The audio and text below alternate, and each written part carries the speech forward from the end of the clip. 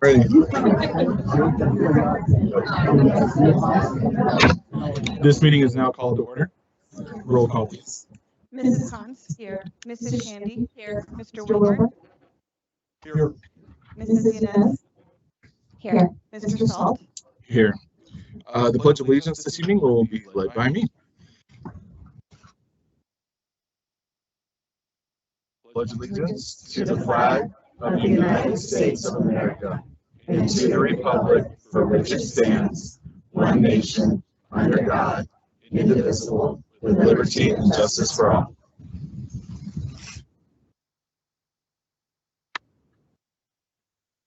Ms. Madsen-Bonet, are there any updates to the agenda?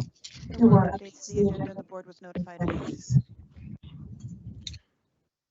Thank you. Members of the board, are there any items you wish to move from the consent agenda?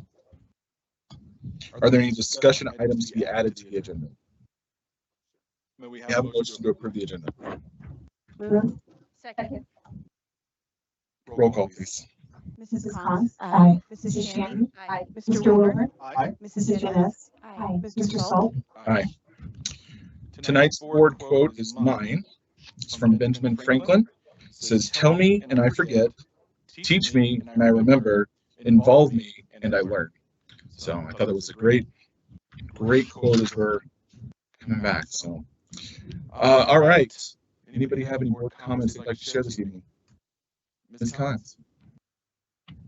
I briefly just wanted to share with all of you, if you didn't hear, the FBLA Future Business Leaders of America state competition was Monday and Tuesday, awards yesterday, and just want to share what the staff at Pine Creek sent to me. This is just the results from Pine Creek. All of our D20 schools did amazingly well at the state FBLA conference. We also have national qualifiers from Air Academy, Liberty, DCCC, and Rampart, and that includes, if I counted correctly, 20 of the 49 Pine Creek students are going to nationals. So just to go on, that was the forward email section. The original email said all of our students are amazing. They came off spring break ready to compete at state FBLA, and boy did they show up. We took 49 students to the conference and had an extremely high percentage in the top 10. And 20 students placed in the top 4 qualifying for the national conference in Orlando this June. And just want to scroll down here. Additionally, we received the Peak 5 Award, the highest chapter involvement award possible. And we have Pine Creek's first FBLA state officer. So that's Junior Lauren Anderson is the Vice President of Progress for Colorado for next school year. So congratulations to all those students and all their advisors that led them that way. That's great. Thank you. Board, any other comments this evening? All right. I just wanted to say welcome back from spring break. Hope everyone had a great relaxing time. Let's finish strong. Superintendent comments. We're going to start with Mr. Smart. I believe you had a little something you wanted to say tonight. It's on. All right. So this is matching my record. 7 administrators were going to say. One of us were 2 things, so kind of 8. So I still want to get credit, even though she was trying not to give me credit. Okay, so we're just going to keep going here. So first, I'd like to introduce Jenna Skipstat, who's being recommended as the assistant principal for Kansas. Cup Heights Elementary School. Starting off bang. Her husband would have been here, but he's traveling tonight, so he couldn't be here. So, okay, just wanted to say close there. Jenna holds a Bachelor of Science in Elementary Education from Bemidji State, but everybody knows it's Bemidji State in Minnesota, which is also home of Paul Bunyan and Babe the Blue Ox. So, education tonight, happening all around. Master of Science in Education Leadership from Western Governors University. She began her career in D20 as a guest teacher. Thank you for doing that. And in High Plains Elementary, where she was a kindergarten and 3rd grade teacher, a top 1 coordinator. Then moved on to Campus Heights Elementary, where she was a 3rd grade teacher, math coach, MTS coordinator. Not always at the same time. And currently she serves as the interim dean of students at Campus Heights. So we're pleased to recommend Jenna tonight as for the position of assistant principal in Campus Heights. Jenna, is there anything you'd like to say? Palm speech. Thank you for the continued opportunity to serve District 20. Thank you to our Board of Education and our Superintendent. It brings me great joy to be at a campus I used to tutor growing up Huskies. And to all of the Huskies, I love working with you. I love that we work so hard to be a village that inspires students.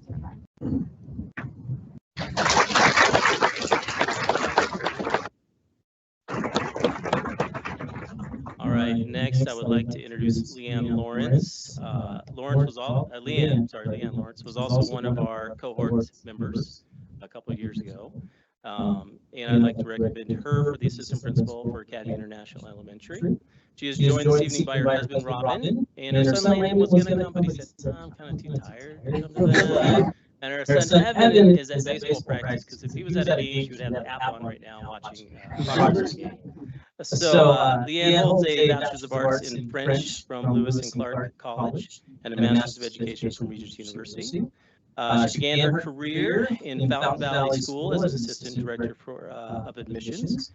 Then, oh boy, this is a hard word, Shimo Yoshida. Is that close? Okay, that is in, she's like, no, I'm not even going to say the name of the place in Japan, but it's in Japan, okay? So that ought to help you out there. As an assistant language teacher. And then in District 20, she was at Academy International as a second and third grade French immersion teacher. And then at Rock Rimmon as a first grade teacher. And then she went back to Japan. I'm not going to try to say the name of that one either, as a preschool English language instructor. Then came back to D20. Notice she's just kind of going, back and forth to Japan. She then was at Rock Rimmon as third grade teacher, and then became the IB coordinator. And then she went to Mountain View Elementary School as the MTSS coordinator for behavior and SEL. And currently she serves as the interim assistant principal at SCP. We're pleased to introduce her tonight for that position of assistant principal at Academy International. Leanne, anything you want to say? She's been waiting a long time. I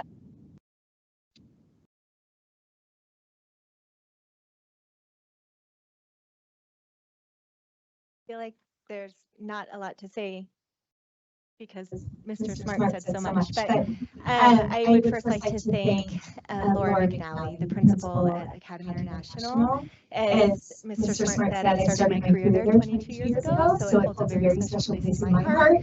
It's kind of like going home, and I look forward to serving the community, the students, the staff there. And I would like to thank the board, Superintendent Howard. Thank you so much for believing in me and for providing me with this opportunity. I'd be remiss if I didn't thank the instructors for cohort 8. They poured so much time, love, and energy into us, and I know I would not be standing here without their support. And really, I need to thank my husband. When he says we got this job, he's not kidding. He still is mopping those tears off his shoulder from the past couple of years as I've been on this journey. So I would love to thank my husband, Robin, and of course my two beautiful boys. So thank you all for this opportunity, and I really look forward to working at Academy International. Thank you.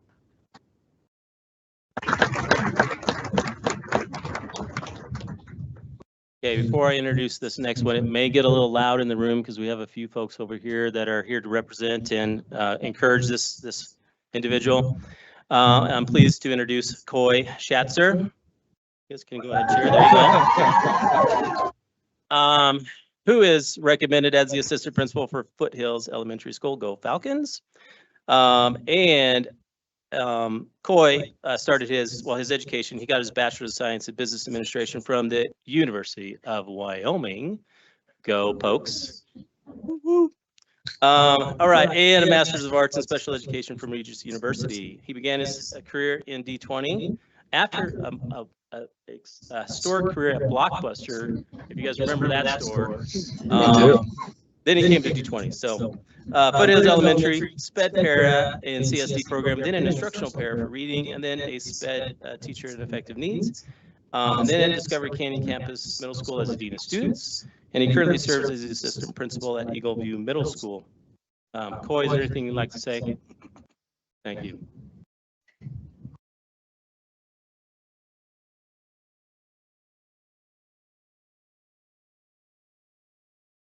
I would just like to say thank you to the board and Superintendent Heber, first and foremost. But I also want to say I've had some great mentors in my life. I had Dean Perez back there whose door was always open to me. Had some great conversations that helped me in my career.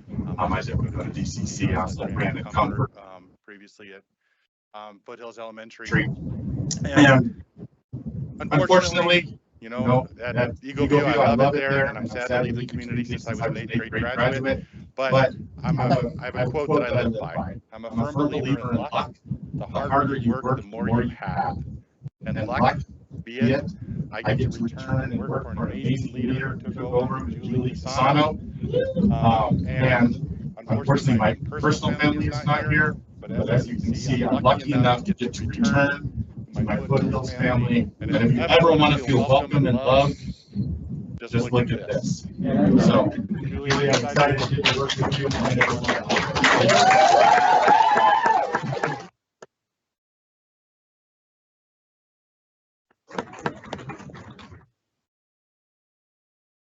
All right, this next individual is actually is two positions, because we were going to introduce her previously for the one she's currently in, and now we're going to introduce her for the one she's going into in July. So this is Becky Buchanan. She's currently serving as the interim special education administrator, so you can for that. And then now she's going to be going into for the beginning of next school year, the assistant principal for Legacy Peak Elementary School. So she's a 2-for-1er tonight here. She is joined by her husband Blake and her daughter Parker, where's her daughter? Look at that cute little girl.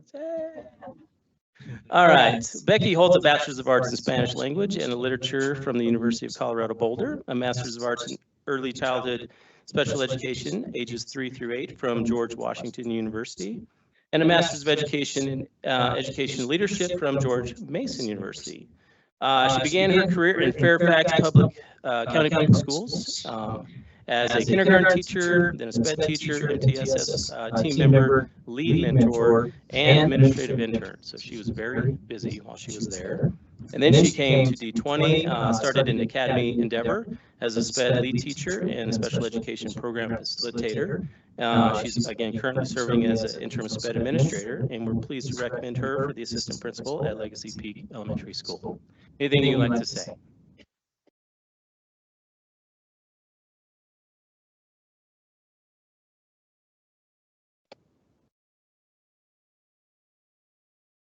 Tall as Mr. Smart.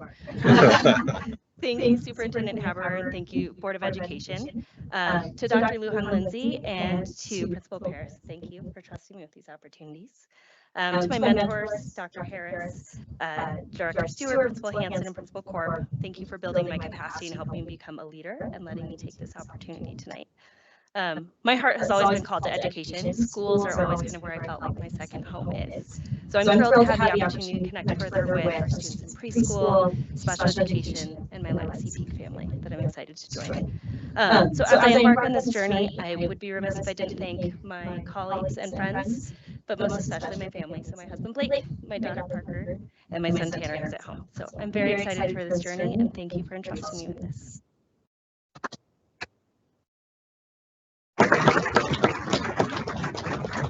All right, we're down to 2 left here. So next, I would like to introduce Becky Harris, who is being recommended as the Executive Director for Learning Services School Leadership. Becky is joined this evening by her husband, Coach Tom, who is a PE teacher at Chinook Trail Elementary School. Just so you know, Tom likes pickup trucks and dodgeball, in case you want to know. Right, okay. Becky holds a Bachelor's of Arts in English and Secondary Education from Colorado State University in Pueblo, Master's of Arts in Teaching from Colorado College in Colorado Springs, and a Doctorate of Education in K-12 Leadership from Jones International University.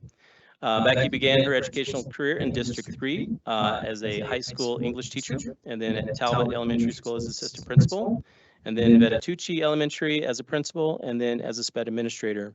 She came to Academy District 20 to work as a principal at Prairie Hills, and then as a SPED administrator.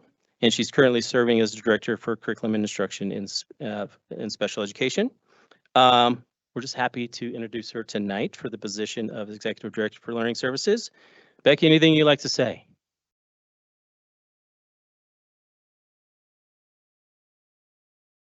Good evening. Thank you so much for this opportunity. I'd like to thank Dr. Field, Superintendent Haberer, and the board. I am thrilled to continue to move forward in District 20. I love this district, and I am really excited to work with our principals in a new capacity. I think that we have outstanding leadership, and this is really an honor for me to get to do this job. So thank you.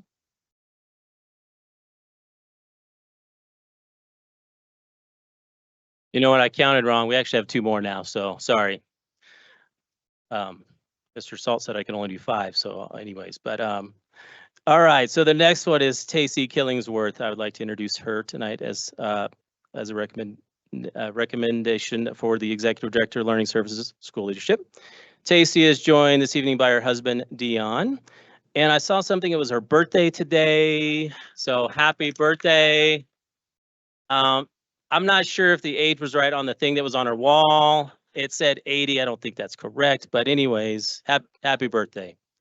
Tacey holds a Bachelor's of Arts in Psychology from Colorado State University Pueblo and a Master's of Arts in Special Education and Rehabilitation from the University of Arizona.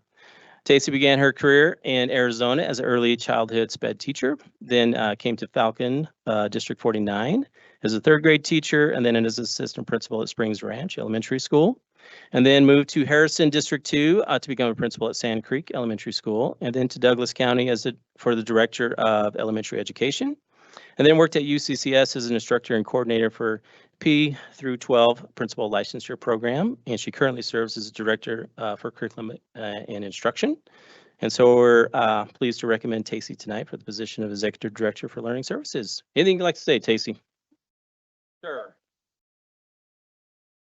Good evening. First of all, thanks to Dr. Field, who always has believed in me from the very beginning. We started way back together in Falcon. Thank you for Superintendent Haber, the opportunity, as well as the Board of Education. I've been a PSSG alongside my Director for Curriculum Instruction job for the last 5 years, and I love to be in schools. So like Becky said, this is just an honor to be able to impact more schools and be focused on teaching and learning. I want to thank my team, although they gave me a hard time for applying and leaving them. They've always been my biggest cheerleaders. And then my husband, Dion, who has supported me, and he said, honey, just go for it, whatever makes you happy. And I said, whew, I have you trained well. So thank you. I'm excited to start this new opportunity to continue to serve District 20.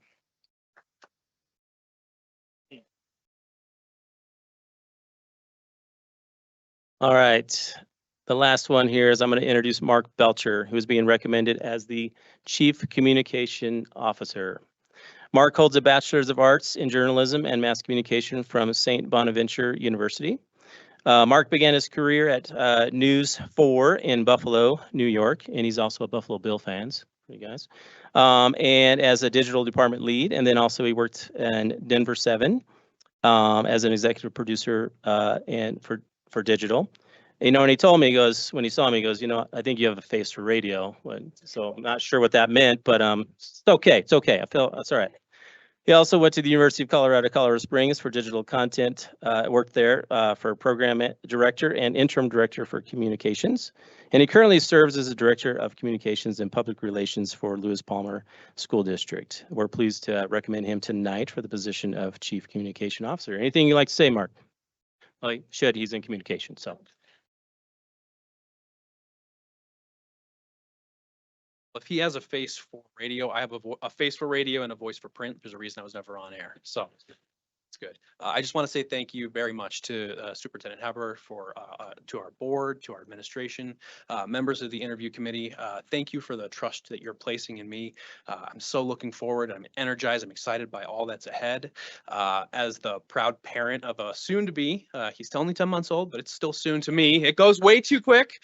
Soon-to-be District 20 student. I'm so looking forward to partnering with our families, our incredible staff, our community, and I'm excited to hit the ground running on April 16th. Thank you for the opportunity. Thanks for having me here.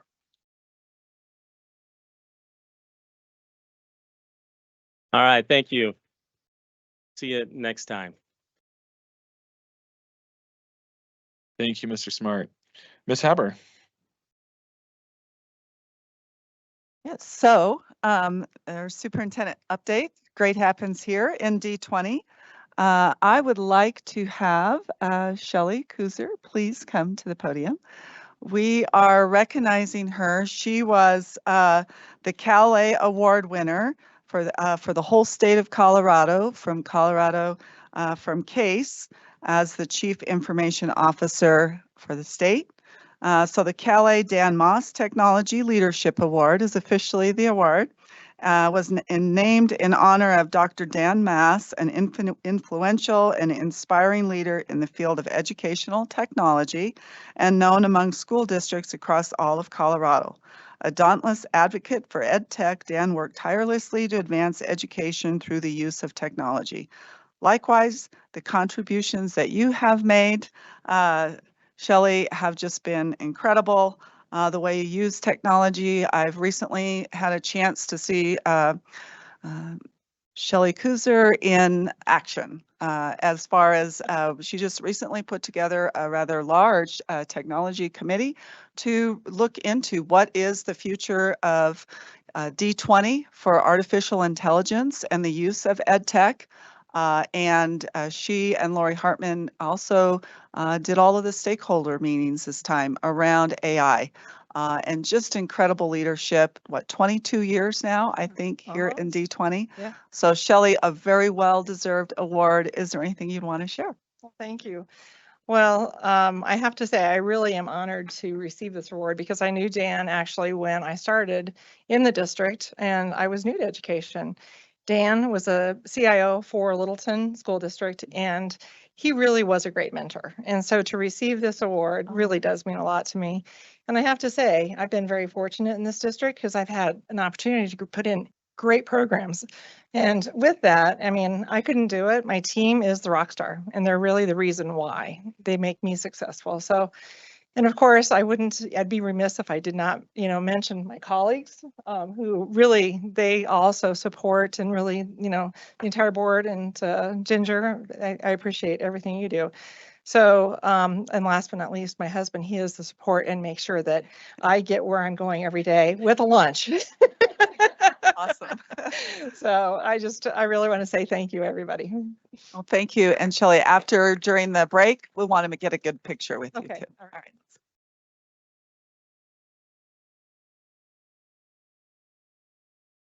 Another huge celebration is let me see here.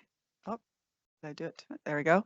A huge thank you to Becky Allen and her whole finance team. They won the ASB Certificate of Excellence in Financial Reporting, which is a huge award. Ms. Allen, would you like to come up and say something about your team and this award?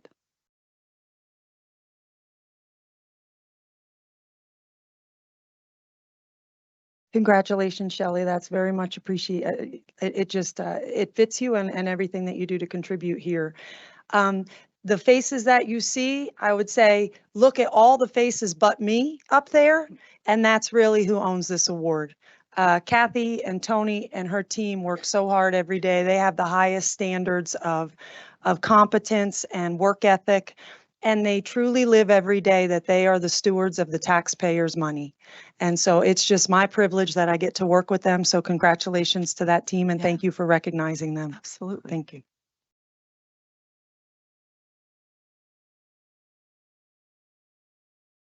And yet another amazing award, and that is congratulations to Rich Payne, Director for Security, for being named for this year's one of K-12 School District Campus Safety Director of the Year. He is a finalist.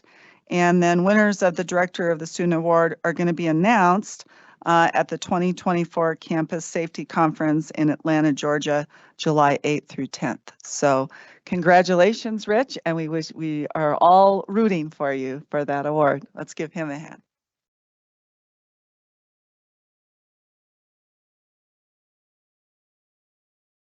Another group of somewhat, I believe, are unsung heroes, our facility management group. They are truly amazing. I had a chance to be there recently during one of their staff meetings. I caught them at the end and just thanked them for their service. When we had the fire that was out on the Air Academy, Mike Redmond and his team were there, like before we even had a chance to call him, shutting the dampers in both Doug Valley and at the Air Academy High School to ensure that the smoke didn't get in. And because of their swift action, we were only had to stay out of Doug Valley for a day, and we were able to bring the students back. The fire came a little closer to the high school, and yet he was in there with his team, scrubbing things right away, directing some professional crew that we had, all of his team, and we were able to bring the high school students back in 2 days, which was phenomenal. And it was really due to Mike and his whole team. And then the snowstorm, right? While we were all inside on Thursday when it was coming down sideways, his team was out there shoveling snow. It was really heavy. They did that all day on that Thursday. That Friday came in on the weekend as they needed to, just to make sure that we were ready to go and that snow was out of the way for Monday when we came back. And that was also the week that the Department of Defense came out to look at the sites. So they went out to Chinook Trail Middle School and purposely went and cleaned everything on Thursday so that we could go there on Friday. So just a huge thank you. We just really, D20 and our greatness is about our people. And this is just an example of the excellence that's here in D20.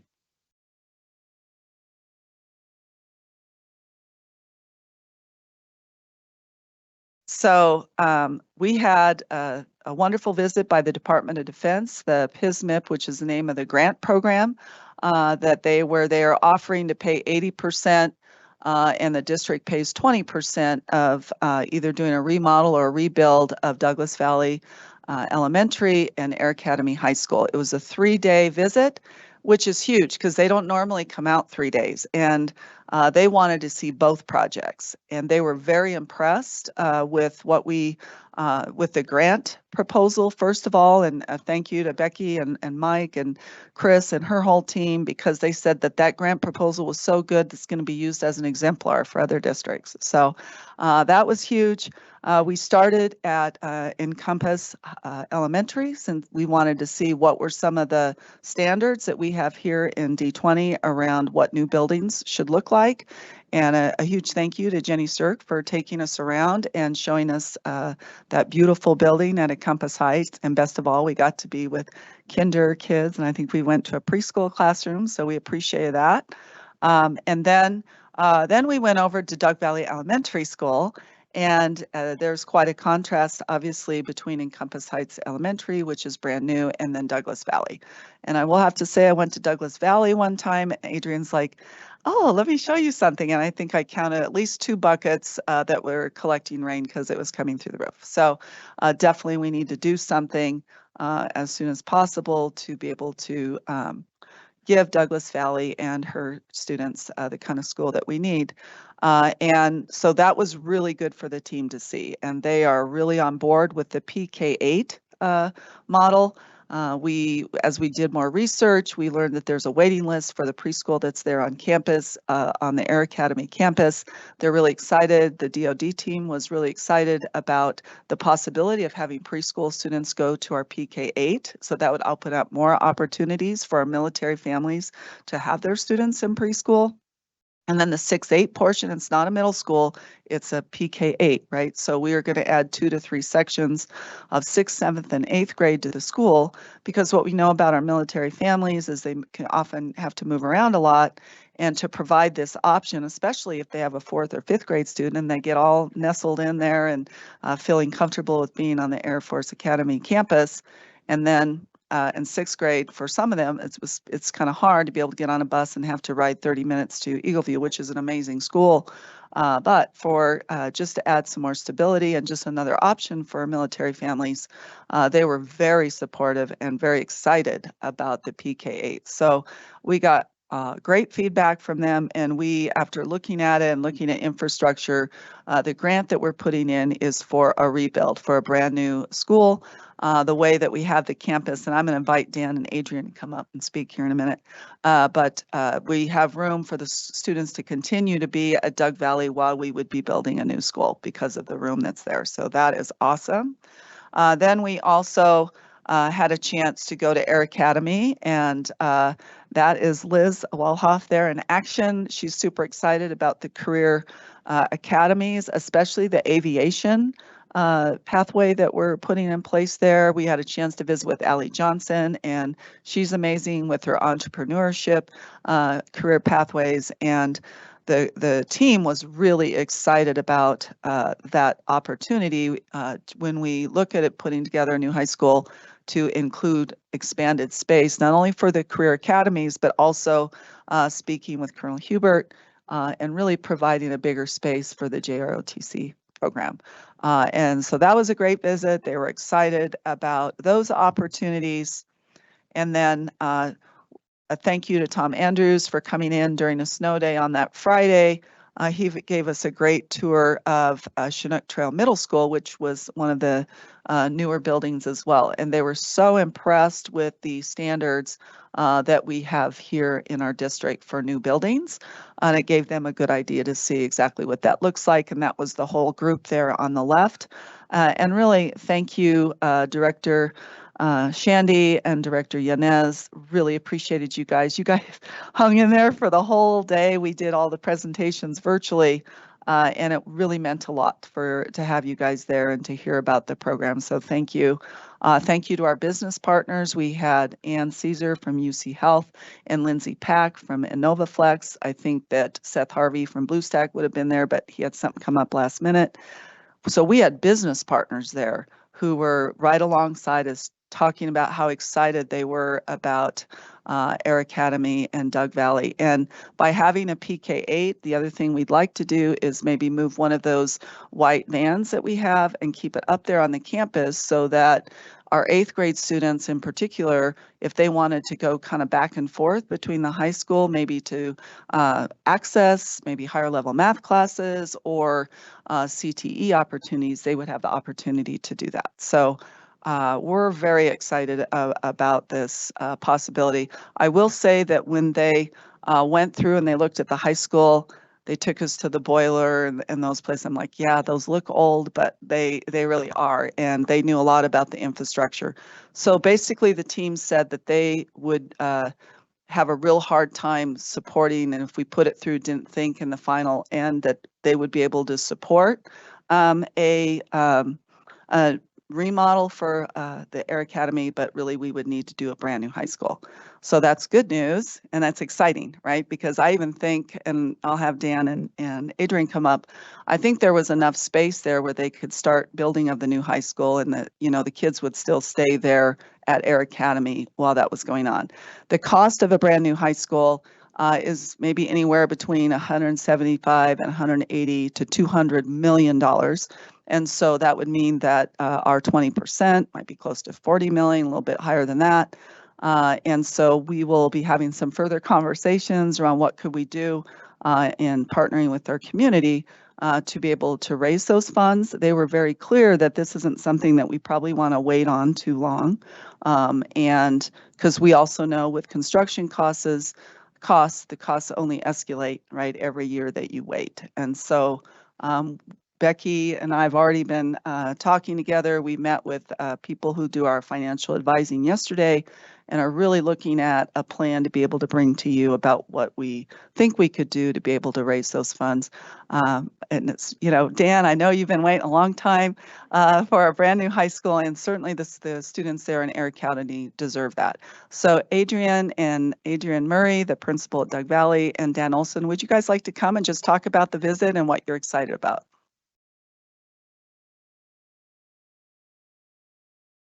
So it's been crazy to think that this opportunity, though it was kind of out there since 2011, it never felt like it was going to come true. So to go from March of 23 to now and to have already had a visit to have a proposal and to be moving forward not only with just a remodel or with a remodel, but a full new building and bringing on a pre-K is an absolute dream. So our students obviously don't really know yet. Staff is really excited, asking lots of questions. It's going to be an incredible journey. The fact that our district has moved as quickly as we have and as gracefully into honestly the complete unknown has been a journey. Couldn't have done it without the help of all of our friends from UTSAFA. So thank you, Colonel Stallworth and your team. And it's great to have my buddy Dan walking the walk with me. What do you have to say? Yeah, what an opportunity, you know, to look at you know, the new builds and the new teaching stations and the way things are set up, it just really excites me about the possibilities on the west side. You know, what's really going to be exciting, the Foothills folks, you're the ones who are really going to benefit, because our kids that are currently there probably won't ever move into the new building, but our west side elementary school kids are going to get the best of the best. And we are so excited about it. I told the team, if you look at our school, if you look at our staff, if you look at our students, we have the best of the best. If you put a top-notch modern facility, we'll be the best high school in the state of Colorado, bar none. And that's where our goal is. And so we're excited about it. Thank you for the support. Thank you, Superintendent Haber. Our best days are ahead. So thank you all very much. Thank you so much for being here. And I do want to say thank you, Colonel Stallworth, too, because your leadership and your voice, Colonel Stallworth was there to give that USAFA perspective, and that went a long way, I think, with that with that DoD team. So thank you so much for your support. That really meant a lot. All right. Portrait of a Graduate. We had a great time. We have a stakeholder committee that have been meeting and taken all the data around the Portrait of a Grad suggestions that have come in, and we started to draw pictures of it. And we had students there, and the students actually help with the drawings. Some of the students are from the Superintendent Student Advisory team, but their creativity, students are just amazing. And I think the voice of students and how can we continue to promote student voice in our district is important. And they just did a stellar job. And of course, what do you see as a common theme? Mountains, right? The peaks. So we just got a draft back, and I think there's some improvements still we need to do with that after seeing the first draft. But we will be sharing this, our first study session. Our next study session, April, will be around the Portrait of a Graduate, and we're ready to bring like what some of those final drafts are for your feedback, but we still will have plenty of room to do some revisions if we need to. So that's been a really exciting initiative this year. Just a few notes about my visits this year. I had a chance to go to Liberty. I couldn't help but take a picture of this beautiful vista that we can see, and that was the dance class that was there in the cafeteria. I had a chance to go to TCA. It was my first time to visit there, and Coach Daggett is up for the track and field coach of the year. So that was fun to congratulate him. Edith Wolford, fun as always. It was actually a CMAS day, so I felt kind of bad going on that day. But so we went to the specials, and this little girl with the Santa hat and goes along with the students that are up sitting on the ground, and you show the teacher showing the picture. This was a Spanish class. So what would happen is they had costumes outside the door, and the student had a chance to pick what they wanted. So she wanted to be Santa.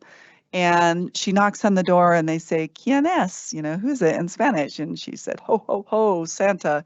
And they have a chance to say, viene, to come in, or, to go away. And they wanted her to come in. Yeah, it was like, and they practiced it too before they came very forcefully, but they welcomed her in, which was a good sign. And then in the library, I had a chance to see, I want to say those were first graders with the VR experience. They had checked out the goggles and they were looking at the Washington Monument. They had done a study on that. They do the BRs, and then they actually write about it and write in their learning log around it. And so they were incorporating writing with technology, which I thought was fun. And to watch them with the goggles, that was just way too fun. And then I had another fun day at High Plains. Again, it was CMAS testing. So it was some of the electives, but they have a great climbing wall. The students are having a great time. This little girl on the right, she's like, please, I want a picture of me. I can just learn how to do a handstand. So took a picture there. And then the music class, they were doing a practice where it was like, because nobody listens to me or something kind of a thing. And then they go up from there. They were practicing for a performance. So that was really fun and the kids were having a good time. All right. So then I need to make sure I get this right. We have lots of student celebrations. And so 2 students from Timberview Middle School, Maya Crater in 8th grade and Sydney Amadon in 7th grade. They did the Word Masters Challenge, and it's a national competition for students in grades 3 through 8. and it encourages growth in vocabulary and verbal reasoning. And each year, over 125,000 students from some of the best public and private schools in the state participate, and they won first place in Wordmasters out of 125,000 students. So that is huge. And then this was a great community event. I didn't have a chance to go, but really wanted to highlight it. Antelope Trails had their first pie night where they bring in pizza and dessert, and they invite parents to come in and share their feedback on 9 different topics at the school. So this is like a World Cafe kind of model. And they had about 45 parents and staff. She said my SAC members and her leadership team were at the table together with facilitators, and they rotated between the tables and gave the principal and all of the staff some really good feedback. And I know we want to be able to use the World Cafe model. We just recently met with a couple of our community members around that to see if they wanted to join us to put something together where we can start bringing people together around some common topics and start really continue that focus on building of community.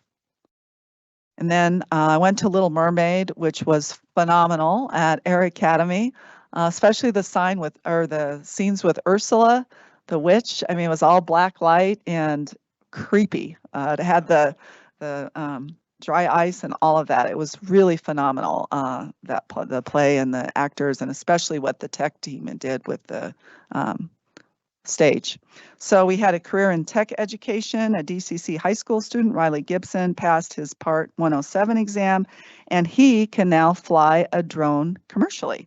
And there was another student that just got his commercial drone license, Clark. He is one of the students in my student advisory with Superintendent 1. And so it is great. These students can literally go out and get some very high paying jobs this summer with their drone license, because different companies hire these students. So again, congratulations to Riley Gibson, and really a huge thank you to all the wonderful administrators there at DCC High School and the opportunities that they're giving our students.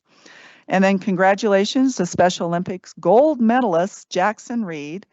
Jackson is a senior at Pine Creek High School, and he competes in multiple Special Olympic events, powerlifting and snowboarding. Powerlifting for the deadlift, Jackson won first in regionals and second in the state. And snowboarding in February, Jackson won first place in the Colorado regionals, novice slalom, and giant slalom races.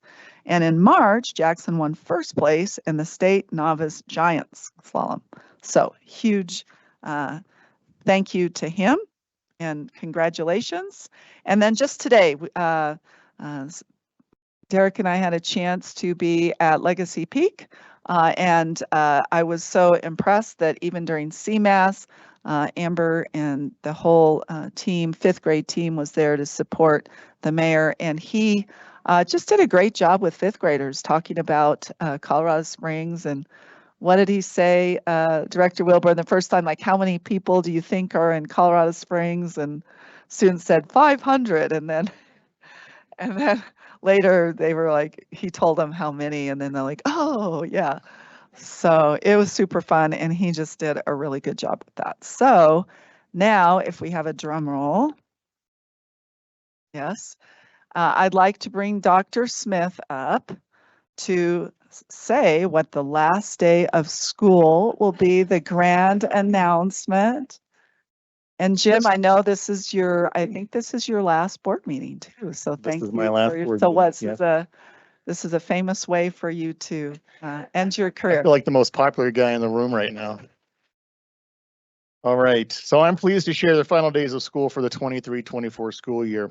For all seniors, the last day of school will be Friday, May 10th. All graduations will commence the following week. For all pre-K students, their last day will be Thursday, May 16th. For all other students, May 22nd will be the last day of school. Having e-learning days on snow days has definitely helped us with contact time. For teachers, the last work day will be Thursday, May 23rd. Thank you. Yay. Round of applause, please. Yes, come on. Feel it. All right. And board, we did have some people who had questions around e-learning, and a thank you to Shelley Kuser for putting together some great data I sent to you around. We get a lot of usage, and the data really shows that we're getting a good turnout with students and along with assignments during those e-learning days on snow days. So Shelley, I appreciate your pulling that data. That was awesome. And that's the end of my superintendent update. Thank you. All right, we're gonna go ahead and take, what time is that?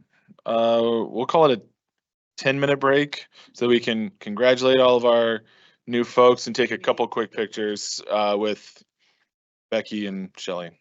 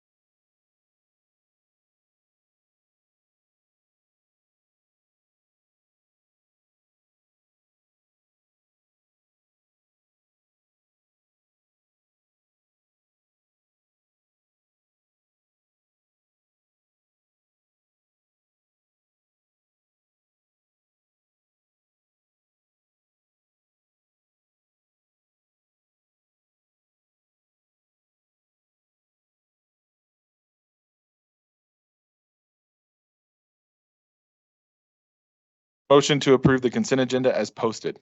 Moved. Second. Roll call, please. Mrs. Cons, Aye. Mrs. Shandy, Aye. Mr. Wilburn, Aye. Mrs. Yanez, Aye. Mr. Salt. Aye. All right, we are 31 attendees online, so. All right, next up, there are no items pulled from the consent, so we'll move on to our written reports. First item is the annual monitoring report for executive limitations, policy 2.7, employment compensation and benefits. Board, are there any questions or comments? Mr. Chair, Miss Shandy. I had a question about 2.7.3. Because of the current interpretation and definition of terms, I feel like we're not actually measuring the directive. So I just had a great conversation with Superintendent Haberer and Mr. Smart about that. And we talked about just changing our interpretations of some of the terms. Okay. Any comments on that? Do you want to talk about that, Cameron?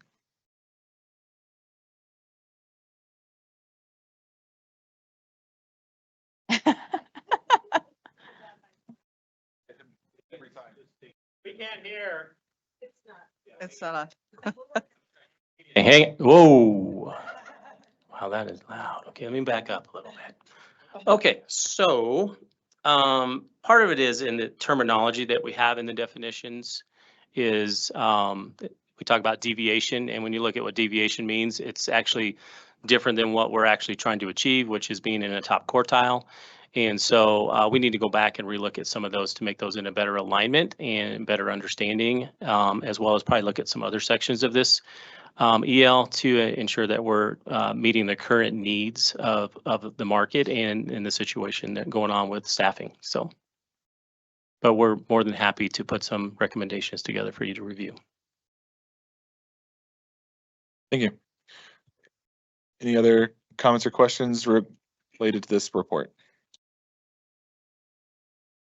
Mr. Wilburn.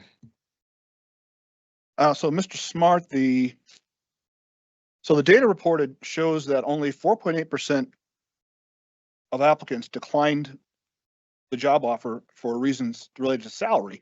5.8% of those who resigned did so because of salary, which is good. Do we have data on the remainder of those people? You mean as far as why the other reasons they declined? Correct. Or? It's a survey, I assume, and there's that data somewhere. Yeah, that survey, we can get that data. This is directly related to the questions that are asked in this EL, but there are other, if you were looking for other reasons that were outside of the scope of salary, we could pull those reasons as well. I think that'd be good to know. Yeah, it's just not asked for in this report, but that could be something we could also look to add if you're looking to do that as we make any changes to this. Okay, I'll send you a note. Yep. All right, any other questions or comments? Okay, we will work on the MRE now. Is the superintendent's interpretation of the policy reasonable? I think with the understanding that we're going to change the definition on that, I think that's the only change at this point. Is there sufficient evidence to determine compliance for each section? Aside from the mod. Are all sections in compliance? We noted. Recognition of exemplary performance or concerns regarding performance? Would you like to see additional or different evidence, or should any part of this policy be changed in the next monitoring cycle? Yes. So we're talking about the interpretation or the definitions changing, not necessarily the policy changing. Oh. So I think is that true? Yes. Okay, thank you. And do you see any evidence which is extraneous or no longer necessary? All right, thank you. Next up is item B, draft student fee schedule for 24-25. Were there any comments or questions on that? Mr. Chair. Ms. Shandy. Just had a quick question for Mrs. Allen about how fee rates are determined, and if we could do a quick brief overview of that, like we talked about, that would be great.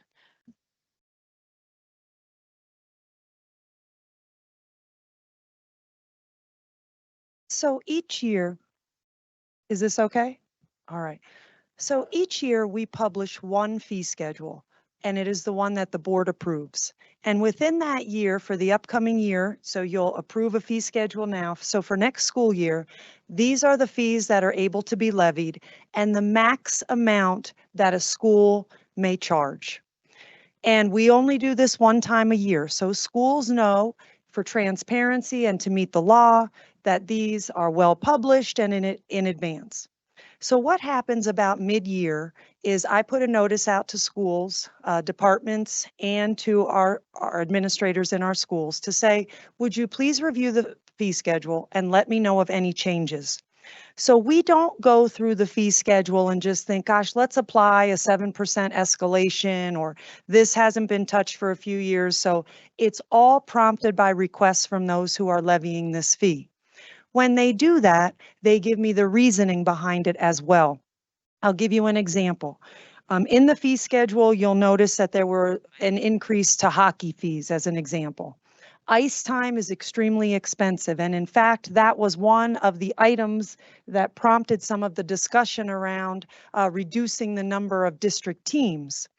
When there were meetings with parents, parents said, we recognize that ice time is very expensive. We'd even love to pay more to support that to keep the two teams. So Ron Alexander, the Director for Athletics and Activities, he says, hey, Beck, we'd like to increase this dollar amount. And then we also make sure that the principals are on board with that particular change. Club fees sometimes go up. There's one, Iris and Mario is what it's called. It's a club. And the fee went up $5 because expenses have changed.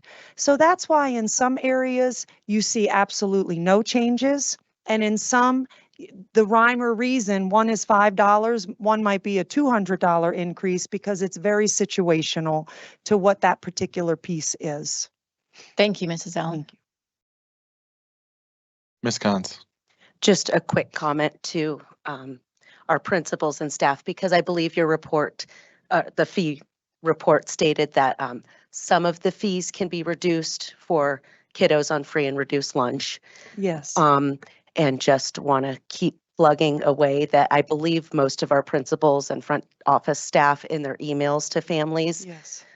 Allude to this to make sure folks are applying when they need to for free and reduced lunch. But just to remind, make sure that note gets out to every family that a lot of other fees can be assisted with besides lunch. Absolutely. And Ms. Cons, I really appreciate you bringing that up because, as you know, we had a proposition on the ballot last year that made lunch free for all students.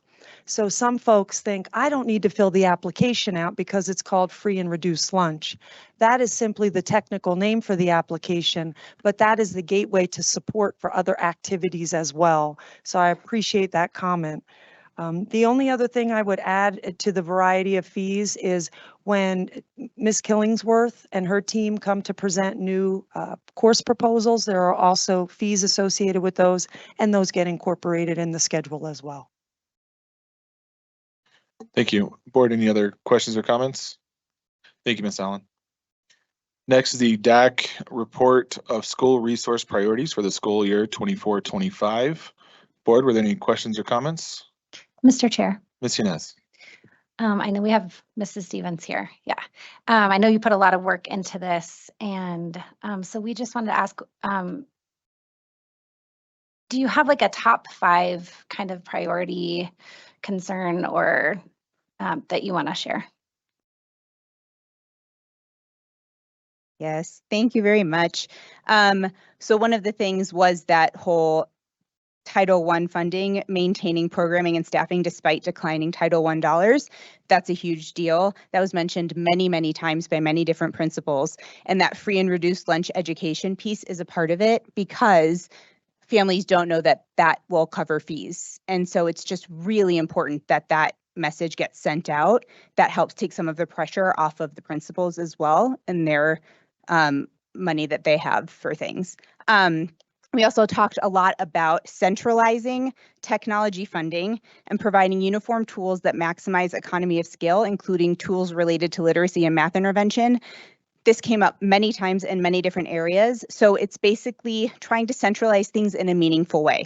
So if we have programs that are being used at multiple sites, like IXL, other subscriptions, software, that we try to maybe centralize that and have an all district license for that, so that we're not having every school pay for things that maybe every school is using and they're all paying individually. So, and that same centralization came in with the deferred maintenance and district-wide facilities maintenance plan, that it would be a great idea to start looking at having a meaningful rotation of projects that are going to need to happen. We know that gym floors need to be replaced. We know that other things need to happen on a rotating basis. So maybe if we start looking at, okay, we know that this school is going to need to be done this year and it's going to be need to be done 10 years from now. So what schools can we fill in so that there's just more foresight into what's going to need to happen and how money's going to need to be spent. And then the last thing that came up time and time again in every single category was that we need to support students experiencing behavior challenges, anxiety, or trauma. There are some big issues that are still happening and it's taking away from learning. So we need to make sure that we have the support of counselors and MTSS specialists when there are things that are having to do with behavior, and just being able to pull kids out in another, again, a meaningful way to make sure that learning is still occurring. And so those support systems remain in place. So those were the things that kind of happened, reoccurred again and again in every single feeder strand and by multiple principals. So those are things to really think about in particular. Thank you. Ms. Inez? I wanted to speak to that last point because something you said reminded me when we were up in Denver, we got to sit and listen to the Attorney General speak. And a lot of the questions in the room, he was kind of sharing different laws and bill that were kind of on the table. And finally, we started talking about behavior. Like everyone in the room started talking about the rise of behaviors and the reduction in resources, right? And he said something that has stuck with me. And he said, we need to start thinking like entrepreneurs in school districts, right? Because funds are tight and we don't have enough of those resources. And so that has really challenged me. He talked about partnerships with community health and how can we get people, it can't be all the time on our back, right? Like we have to reach out and get some help. And so thinking like an entrepreneur, I got excited with that. Well, I will also say that one of the things that was discussed was that the tutoring, a lot of the tutoring programs are going away because there's not the money from ESSER funds that are going to fund those anymore. So one of the things we had talked about was maybe having students who need volunteer hours that are academically related, like kids who are in NHS and have to have that time, maybe start doing tutoring after school that helps kind of create a mentorship program also between the kids and the students that are older than them. And we talked about in our meeting that, you know, remembering when we were younger, when older kids would come, what an impact that had and what an impact you still remember that. That's one of the things I remember from elementary school. So we thought that might be a good way to help solve a couple of issues. If there's more of a mentorship program, it helps resolve some of those volunteer hours and it takes care of the ESSER funding that's being cut. So yeah. Thank you. You're welcome. Board, any other questions or comments? Yes, sir. Mr. Wilburn. Thank you, Mrs. Stevens. I think you're one of the, if not the only, non-employee that gives reports here, and you really know your stuff. You spend a lot of time on this. One of the latter pages of the report, I think is 4 or 5 maybe, talks about high priority capital needs, and we get that's a bit of a wish list sort of thing, but a couple of them really do kind of pop out. The first one that popped out to me is consistent snow removal. And it'd be nice to know, is that generic or is that specific to certain campuses? Where are we running into that problem? It's specific to certain campuses. It's more specific. Yeah. A lot of those are kind of wish list things, right. And but the people who have been on the DAC for a while are noticing that some things are happening year after year after year. So that's why that idea of having a plan ahead of time to kind of resolve some of those issues, knowing that funding is tight, might help not have those things appear year after year after year. And I think that, I think that there were principals that came and just said, snow removal is a problem. It obviously has to be safe. So, Right. yeah, that's specific. Mr. Wilburn, and Ms. Stevens, is it okay if I chime in? One of the examples too that, one of the things that we are doing, as you can imagine, I just think about plowing, shoveling my own driveway and the time it takes. And it's a 2-inch before we go ahead and go and plow all of our areas. So one of the things, the high schools, because of the large size of them, what we've done is we put out an RFP for snow plowing for just high schools. And now we have A1 Chip Seal, which is a company who comes in and does just 2 of our high schools. What that does is frees up our plows to be able to be put out to our other schools and deployed faster. And we're seeing a positive impact. We've just started this recently. But that's one of the examples that we're employing just to help with that better service and timeliness, especially when it's still actively snowing. Another one on the list is removal of unusable portables, which I presume is talking about temporary buildings. If we have unused or unusables, there's probably some liability there. Do we know where and why these specific portables are deemed unusable? No heat, no air conditioning, roof leaks? Sometimes it's just unusable because the school is choosing to not put a class in there and they're using it for storage or something else. Also, when that portable ages out, it could be there. And again, it's being used for a purpose that really could be handled by the building or something in terms of storing. So it's taking a look at those. Unfortunately, it's very difficult to be able to just move those to another site. There's more restrictions now on that. So it's really making that final decision to part with that particular portable and say, okay, we're definitely not going to need this because it really doesn't have a useful life elsewhere. It's something that really just gets moved off. And so it's that principal getting to that point of saying, I'm ready to let go of that portable. Is there the existence of a count anywhere? Are we talking 2 or 3? Are we talking a dozen? Of unusable, smaller. Okay. Many of our portables are used and in demand. It's some of our older schools where some have been there from early on. They're still used, but a final decision can be made to say, we're going to go ahead and take it out. Okay. And one more, and Superintendent, maybe you know the answer to this. So the DAC identified LED lighting upgrades, and haven't paid attention to the movement of this legislation like I should. Is that something that we're mandated to have to do in the next couple of years regardless? Remember the exact timeline, do you? When is that? I know that it is mandatory and it's legislative that we will have to replace all of our lights. Okay, so we got a budget to get that done. Yep. And we've already gotten some plans in place. We've talked with the state. And luckily, if we do have the fluorescent bulbs on hand, once we hit that cliff when you can no longer buy them, we can use them. So I will tell you, it doesn't sound really scientific, but we're kind of stockpiling some to have, just to help us not have to replace every fixture all at once. We'll also, as we look at Doug Valley and Air Academy, we will harvest those fluorescent bulbs and use them just to help as we put together a plan to address it in each one of our schools. Ms. Collins. I just want to, no questions. I just want to thank Erin Stevens for all of her hard work on DAC. And I want to thank, yes, okay. And I want to thank Shannon Hester too, who is here, who is our parent chair of DAC. She was just unanimously elected for her second 2-year term. So just both of you for your volunteer service and hard work on DAC. Thank you. I was going to echo. Thank you, Ms. Stevens and Ms. Hester, for helping get all of this together. Appreciate all of your work. All right, next is the summer school programming for summer 24. Anyone have any questions or comments about the summer school programming? Ms. Collins. I have notices popping up. I can't read my notes. Here we go.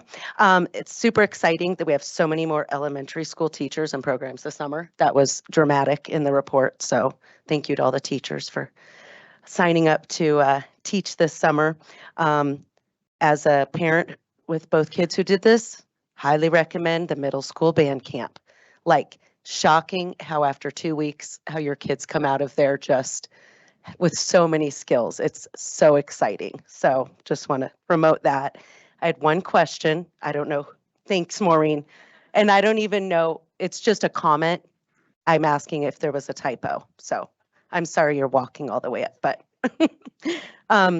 in the middle school catalog for summer schools, I believe in the session that's at Timberview Middle School,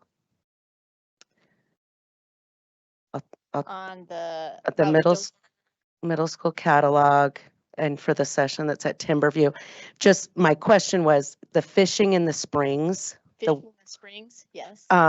It says students will take a bus from Challenger. It was just confusing to me that it's at Timberview, but the bus from Yeah. Challenger. It's probably a typo, but I will double check. Thank you. I just want to make sure we're Before the catalog opens up good. tomorrow. Okay, good. Thank you. That was it. So thanks. All right, thank you. All right. Next is the annual monitoring report for governance process policy 4.14, electronic attendance and participation in school board meetings. Anyone have any questions or comments about that report? All right, we'll do the MRE. Is there sufficient evidence to determine compliance for each section? Are all sections in compliance? Recognition of exemplary performance or concerns regarding performance? Would you like to see additional or different evidence, or should any part of this policy be changed in the next monitoring report cycle? Do you see evidence which is extraneous or no longer necessary? All right. Next is item F, language revision, discussion of governance process policy 4.5, monitoring report, governance process and board superintendent relationship. Were there any questions or comments regarding that? All right. Item G, language revision, discussion of governance process policy 4.9, board agenda planning. Any questions, comments regarding that?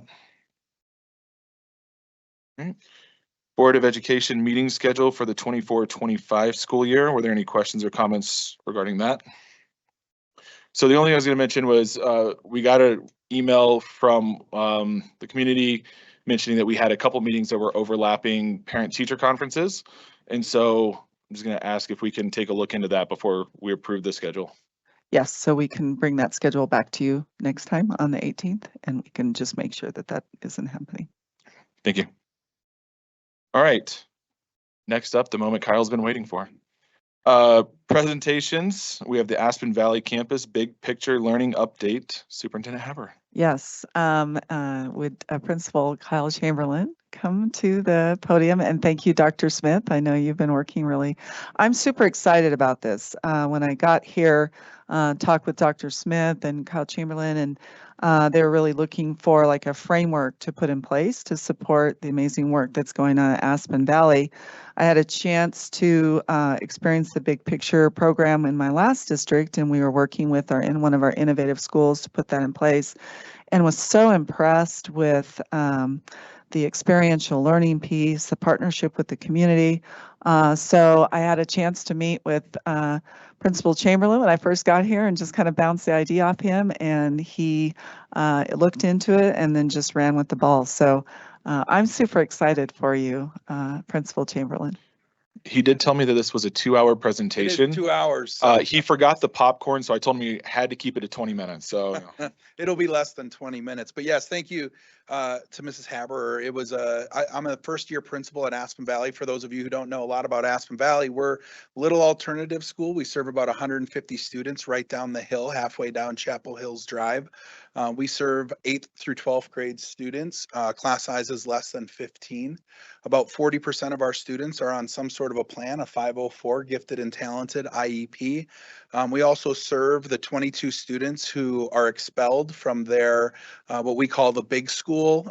They got uninvited for some behaviors or some activities. So we serve those students too in person on our campus. And so we have a very diverse school that serves the needs of a lot of meaningful students in our school. school district. And Ginger came to my school one of the first weeks we were kind of in session, and she took a look around and she said, "Have you ever heard of big picture schools?" And I said, "I haven't." And I've worked in IB schools, I've worked in math science magnet schools, I've worked in gifted and talented schools. And I think as I dug into this work and learning about big picture, there was no program I had ever worked in that connected more with an entire student body than big picture. And so I brought a team of folks from Aspen Valley to Philadelphia to do some school visits and to attend a conference on big picture learning and big picture schools, to which about 3 hours into that, we said, this is us. This is who we are. This is how we should serve some of our most at-risk students in our school district. And so with that being said, I started to look around, and sure enough, there was some schools right here in the Pikes Peak region that are already big picture schools, and they're early in their journey. As Ginger was telling me about the program, I reached out to a colleague of mine who is the principal at Welty Education Center down in Fountain. And I said, "Have you ever heard of this big picture school thing?" He said, "Crazy you mention it. I was in Kansas City this summer at a training, and we're going to become a big picture school." So with that being said, I'm going to show you a 4-minute video here that kind of gives you the scope of what big picture schools and big picture learning does right here in Fountain, Colorado. So this is Cito Noon and his team. I coached hockey with Cito. Our boys played hockey together for many years. He's one of the best leaders I've ever been around. And so go for it, Tina. The Education Center, we are investigating and diving into big picture learning for our young people.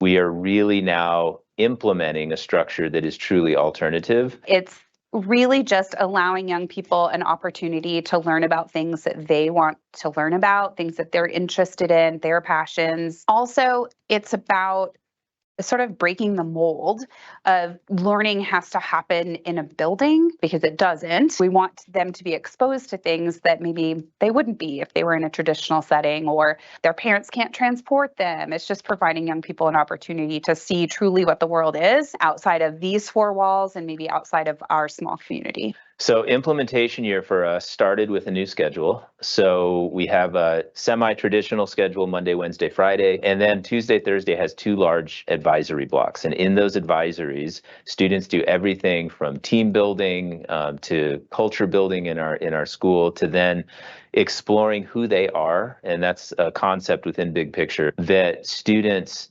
really need to know who they are and their story, and be able to talk to that, so that when they do go out in the world now or as a graduate, they're confident in who they are. So students are doing projects around that. They're writing autobiographies, and then they're diving into interests. They could be around things they like to do, or it could be things they want to do in the future. Could be career related, could not be career related. The ultimate goal, however, is to get them engaged in something outside of school that would be a what's after high school kind of next step. So get them into internships, job shadows, so that when they walk away with a diploma, they actually kind of have a path where they're going, and maybe even a foot in the door as to what's next for them in the next step in life. If they don't know, for a lot of students, we will offer them a lot of leaving to learn experiences where they can get out and they can just go see what is available and what's out there, because sometimes you don't know what you don't know. And then from there, they do their independent kind of exploration with that, maybe with the help of their advisory teacher. Then they reach out to potential locations for job shadows. Then it would be, what do we look at for an internship? And those would hopefully be at least a semester long. Each quarter, no matter what they're doing in this cycle of learning, they give an exhibition of learning. So they get to present to their family, their peers, their instructors, their mentors out in the outside world. And that's how we're awarding right now elective credit. We are teaching in advisory too some of the critical skills, the skills that are the ones that are going to be lasting in what employers want in the future. So things like being problem solvers, communicators, having empathy. And that could come in the form of, how do you build an effective resume? How do you use email? We're just really excited about this endeavor that we're engaging in.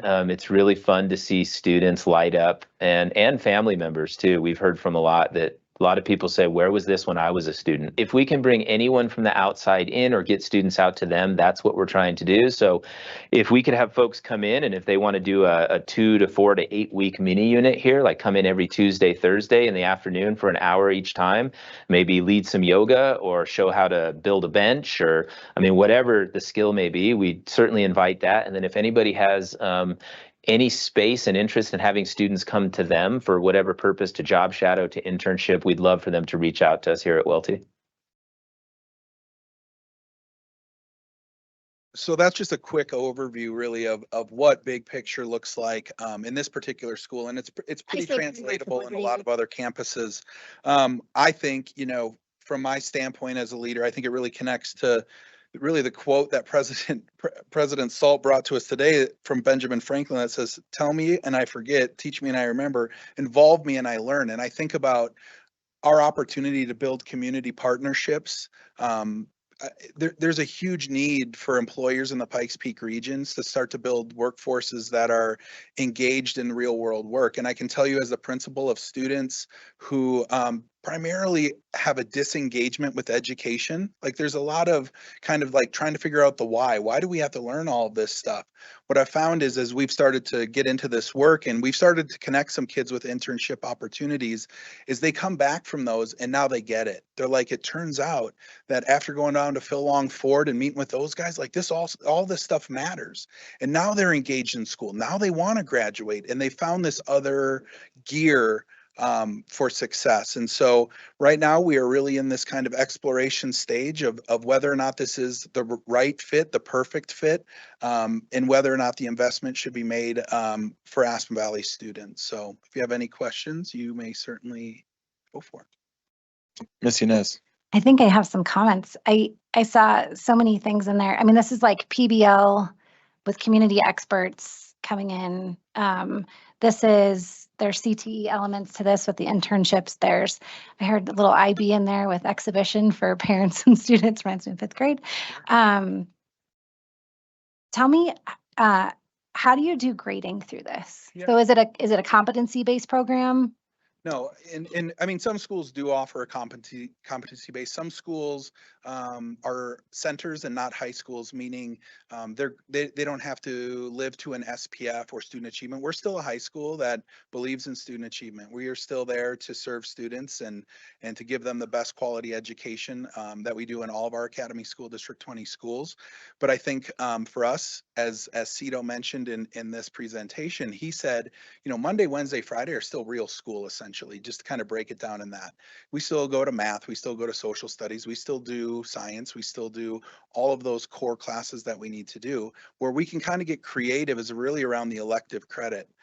Those Tuesday, Thursday days that they do down at Welty, you know, they're offering elective credit for these leave to learn opportunities. These students write an autobiography over the course of their 4 years, really start to get to know themselves. We had an opportunity to visit during the exhibitions.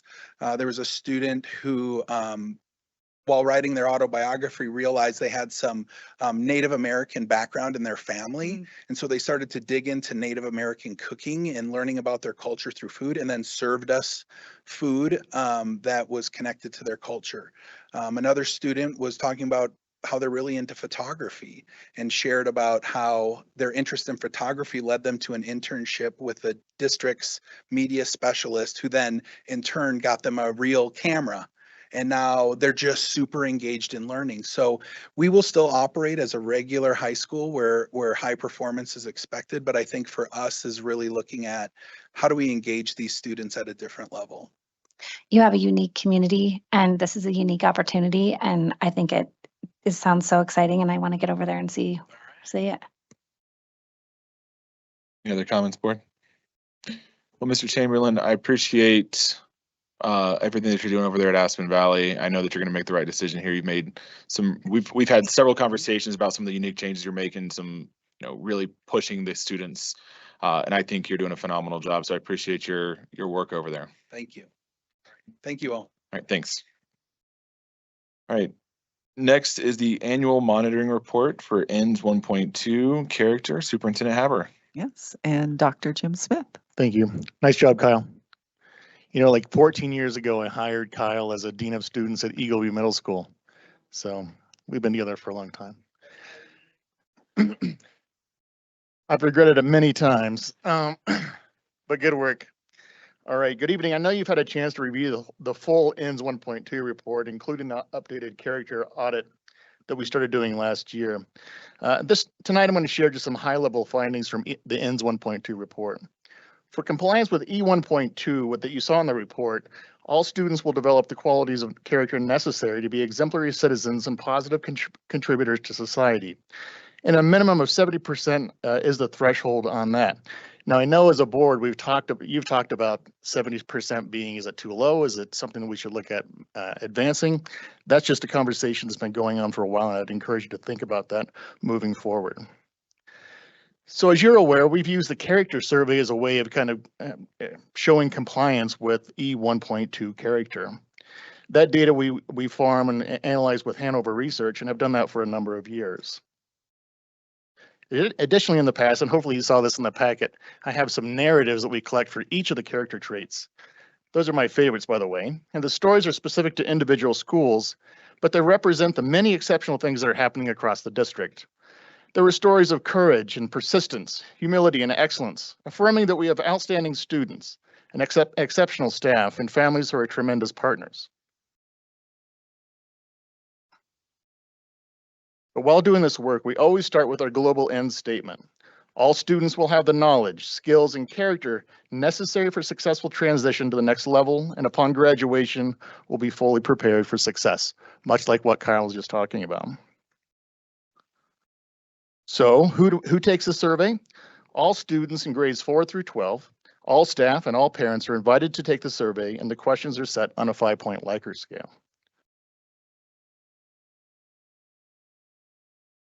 So when we look at the summary of the findings, and there are a lot of findings, as you can imagine, and I hope you saw the 60-slide PowerPoint that was in the packet and all the different slices of the data. Overall, elementary students, parents, and staff have more favorable perceptions about students exemplifying all the character traits than do their secondary counterparts. This has been going on for many years, as you can see in the historic data.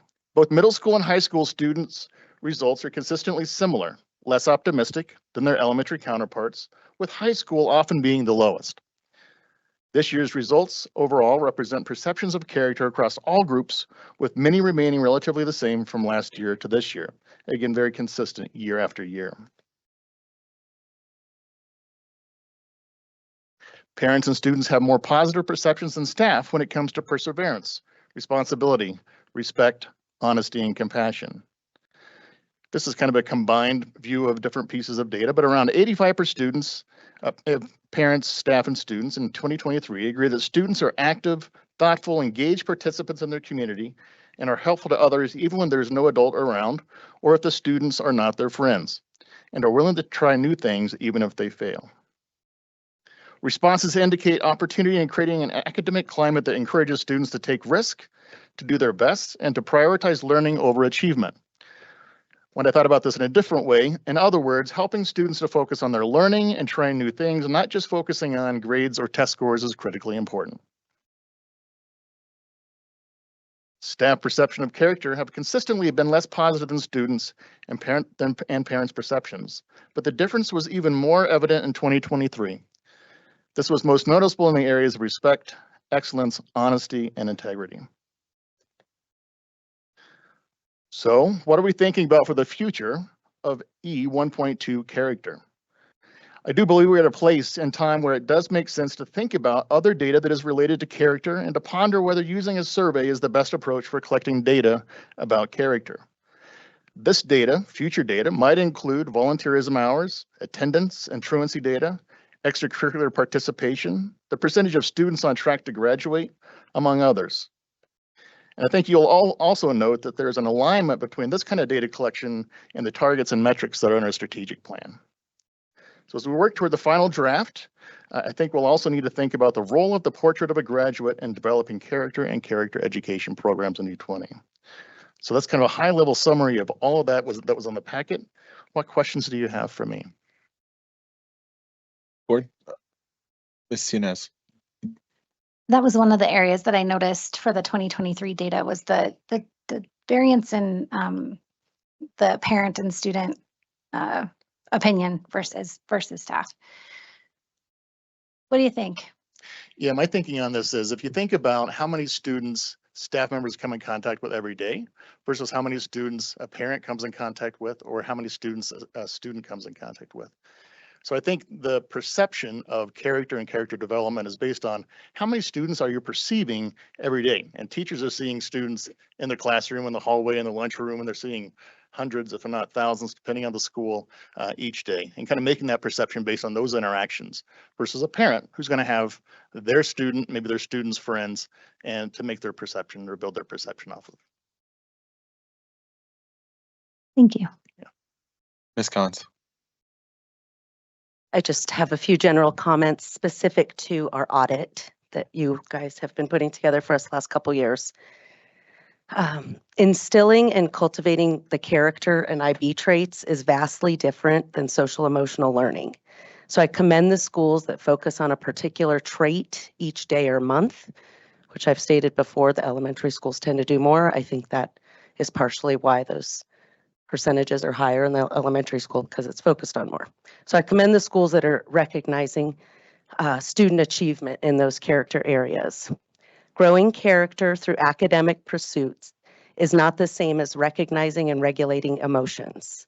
Our schools can do both, but cannot conflate the two, especially in these audits, and simply pursue ruler trainings and SEL work in lieu of direct character development. So for example, excellence, one of our 10 character ends. We define it in your report, putting forth the best effort in their schoolwork. And that is outward and community focused while developing necessary work ethic for academic success. This is in stark contrast to a self-inward focus on naming emotions you feel on a particular day. There is something much bigger, a purpose grander to teaching excellence, citizenship, honesty in a community, rather than a focus on self only with SEL. Self-awareness and self-management develops naturally when one focuses on their task at hand, school. And I just want to share an example. I had a high school student this week interview me to make my point of the difference and of the attention, what we want to manifest with our character training. So these questions were given by the teacher, and so the student asked me this question: what advice do you have for me/teenagers in general as we move into an uncertain future? My first answer was, stop telling kids that the future is uncertain and scary. I said, we need to tell the students to develop a sense of confidence, hope, personal responsibility, and excitement about the unlimited possibilities in their future. All right, any other comments or questions? Thank you so much for the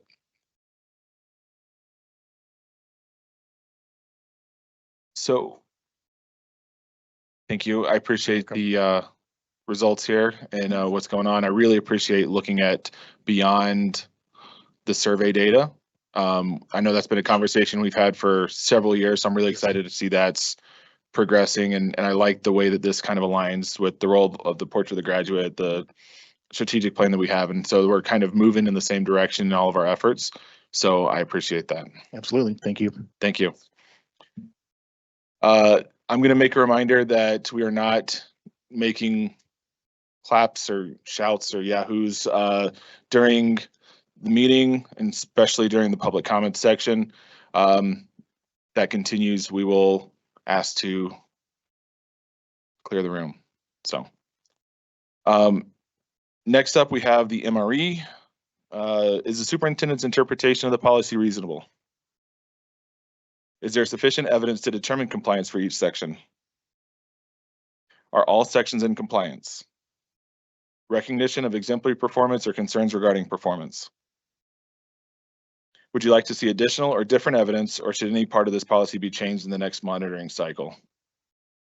we're looking at making those changes. Dr. Smith and I've worked together to say the additional targets that we put into the strategic plan really align with some of the those elements that he outlined, like the ICAP and ninth grade on track and that. So we want to be able to use those elements for this next round, for this year, at this time next year, looking back to help measure character.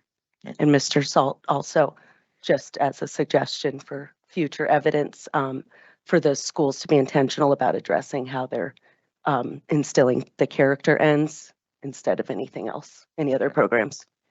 Thank you. And then finally, do you see any evidence which is extraneous or no longer necessary? All right, thank you. All right, Ms. Story, how many people have we signed up to speak during public comment section number 1? Tonight, we have 3 speakers signed up for section 1. All right. The board welcomes the comments of our community members. Speakers must sign in prior to 1 p.m. via an online form, and they must limit their remarks to 2 minutes or less. In deference to ASD 20 students, students will be allowed to speak first during the first public comment section. Following any students, speakers who wish to comment on an agenda item will be called in order of their sign up.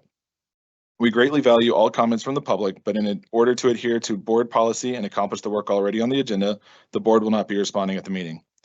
That goes for the superintendent as well. Speakers may offer appreciation for or criticism of school operations and programs as concern them, but are encouraged to exercise their speech rights responsibly, as they are personally responsible for any legal consequences attributable to their comments, including claims for defamation. Please keep in mind that students often attend board members, and that goes online as well. Speakers' remarks, therefore, should be suitable for an audience that includes kindergarten through 12th grade students, including no use of profanities or obscenities.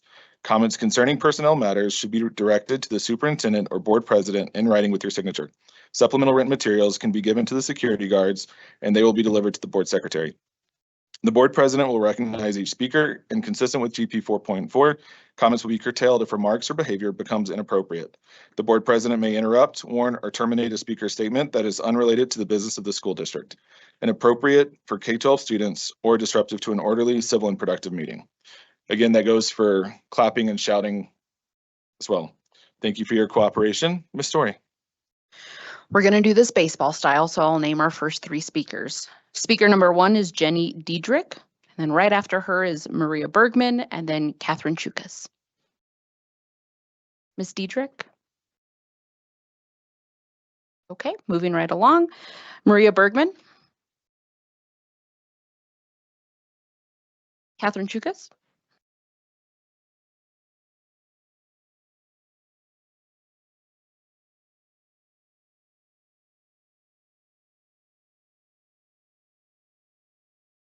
My name is Catherine Chukas. I live in the district. I'm an Air Academy parent. I'm the SAC chair. I really don't have much of a West Side animal update. The Bears have seemed to move on. But I did really want to comment about the lack of discussion about item 8G tonight. I did not hear anything and how it made sense, so I recommend that you not put it on the consent agenda for next meeting. You're making a big mistake by adopting this revision. If you read the document and put it in light of the calendar changes you're suggesting, please read point number 2 again. There is no way that you as a board can start planning in the month of July. You don't have a published work session. So maybe one person can do all of the planning, but jointly you cannot. Do you really want one person doing all of the planning? That's not why there's a board of 5 individuals. So really planning is starting in another month. Maybe it's August or maybe it's September, and that should be written into the revision document, the month the board actually starts planning. If you change it to August or September, that's a real problem in 2024 for you as a board. If you wait until August, you're going to miss key deadlines associated with matters if you want to put things in front of the voters in the November 2024 election. Typically, the things you put on are only about property tax issues, but you could put other things on the ballot as well. And given the superintendent's focus on the 2024-2025 budget for May and June, as she said yesterday in Parent Sounding Board, this is not something that would be discussed publicly until August, but that's going to be too late for the election. And if you refuse to convene between June 6th and August August 15th, this summer is really crucial for PISMIP and the Department of Defense. And that's the largest financial decision you as board members will be involved with in the next school year. It's a $160 million benefit to our district. But if you don't have meetings, you're not a part of it.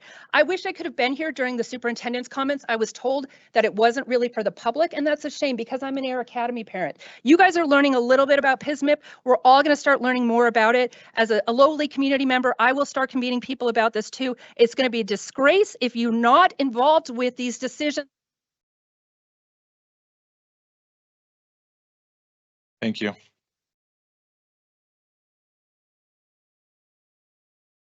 All right. Next is Resolution 170-24, appropriation of capital project funds and contract award for removal of synthetic turf fields and replacement with sod grass at EMS and TMS. Moved. Second. All right. Discussion, please. Ms. Allen.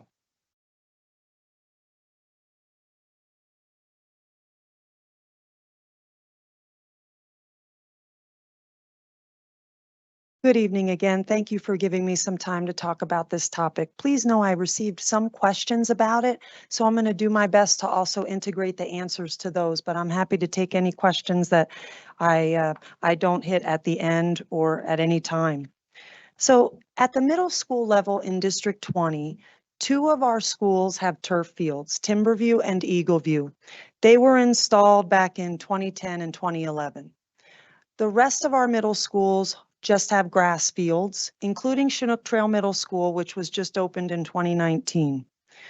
Now, those fields at Timberview and Eagleview, they've outlived their useful life. Based on quality and the amount of use, typical life of artificial turf is about 10 to 12 years.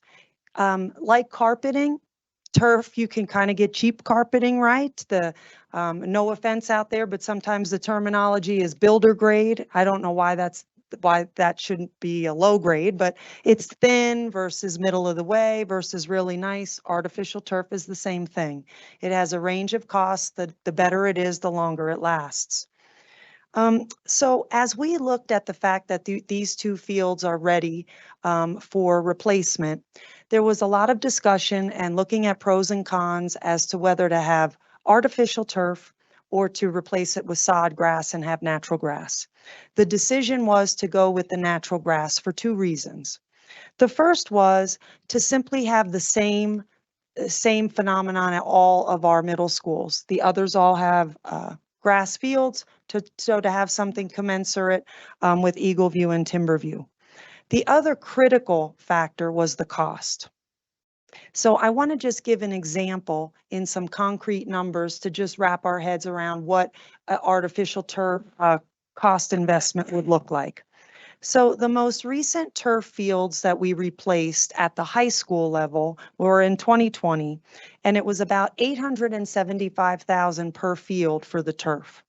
Now, when we talk about cost escalation, or what we say inflation, if you will, in the construction world, it's the same for these turf fields, about 7% per year. So if we were to think about paying $875,000 for a turf field, it will last about 10 years. So in around 2030, you're looking at over $1.6 million to replace that particular field. So in contrast, if you take a look at the board item that I shared, to go ahead and remove the artificial turf from the field at Eagleview and Timberview, to go ahead and amend the soil, put the sod down, and also have an irrigation system that's underground. For each one of those sites, it's about $600,000, so $1.2 million in total. Now, that's not the only cost. We obviously have to water each year as well. There's about a 6-month period of watering from about May through October. We spend about $5,000 per month on water at a field, so about $30,000 for the year. So let's think about it. 10 years, we put in a field right now for $600,000 in terms of grass. We would pay about $30,000 over the life, $300,000 in watering over this next decade. But then when we get to the end of that decade, we're not sinking another 1.6 million into putting in artificial turf. The field is there. We continue with the watering commitment, but I hope that helps to kind of see what that cost is. Now, again, of course, we need to keep spending about $300,000 in watering over that 10-year mark. But again, we don't have a new investment at that point. So that was where we really landed that it's a more cost-effective option for the middle schools. Now, as a side note, you might be wondering, Becky, how can you even ensure that you can water these fields with the watering restrictions that are in place? So the Colorado Springs Utilities Program, they have a WaterWise. You've probably seen it on TV. It's the one that we experience at our homes. You know, we could do 3 days a week, early morning or evening watering. Well, one of the things that are excluded from those particular requirements are called high-use sports fields. These 2 fields would count, just like some of our other similar fields in the district. Not all of our fields qualify, but these would. What that means is we can water as we need to. Now, we also, though, to qualify for that exemption, need to prove to them that we're going to be responsible owners. So it means we're going to do early morning, late evening watering. We have rain gauges, so if it rains heavily, we're cutting back on the watering. So I just want to let you know that right now, unless things were to dramatically change, this type of exemption is available not only to us, but these high-use sports fields throughout the city. So at that point, to procure the work, to go ahead and take care of removing the turf, soil amendments, the in-ground irrigation, and the sod, an RFP was put out, and that's a request for proposal. We always put that on a district website, and it's in a system called BidNet through the Rocky Mountain e-purchasing system. Why I'm going into a little bit more detail is, what you'll notice is we only had 2 proposals, and one of them was incomplete. So I wanted to let you know that that bid, that RFP package, actually was sent out to 524 vendors through that contracting system. 35 vendors we can show downloaded the RFP.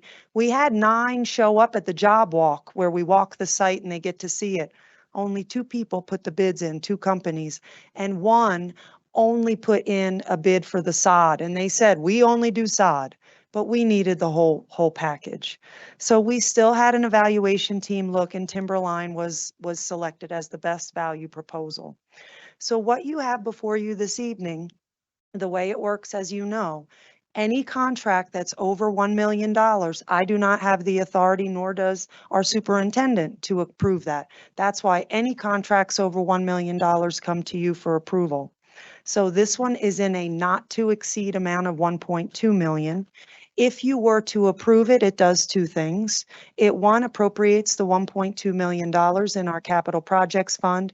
We do have that money there to pay for these projects. It also gives, you designate authority to us to sign this contract with Timberline. And before I take any questions, I just thought it was important that I mention high school turf fields for just a moment. I don't want viewers thinking or attendees thinking that we would have plans when our existing artificial turf fields at the high school, when they need to be replaced, there is no plan to transition them to grass fields for 2 reasons. One is they get too much activity, and the grass wouldn't hold up to that. They're high volume locations. Secondly, most high schools that we compete against are used to playing on our artificial turf. It would be a disadvantage to our high school athletes if we had them train on grass fields and then consistently compete on artificial turf. Do you have any questions for me? Ms. Cons.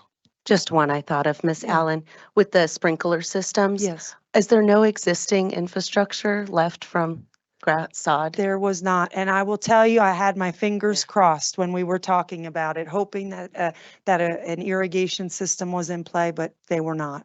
It's like crossing your fingers that you have hardwood floors under your leg. That's exact. When you rip up, that's exactly it. When I rip up this carpeting, when I move into this house I just bought, please let there be hardwood floors. In this time, we saw old vinyl. Okay, orange vinyl. That's what we saw. Any other questions Mr. Wilburn. So something you said about the bid process confused me. So you said Yes. one company submitted a bid and it was incomplete. The other company submitted a bid and all they do is turf. Oh, So no, the one that, and I should have explained that better. I apologize. The one that was incomplete was the one who only does that the is, sod. okay. So We have Ti- one vendor. So yes, so Timberline, they submitted a complete proposal and again, through all of our checks, selected them. Any other questions, board?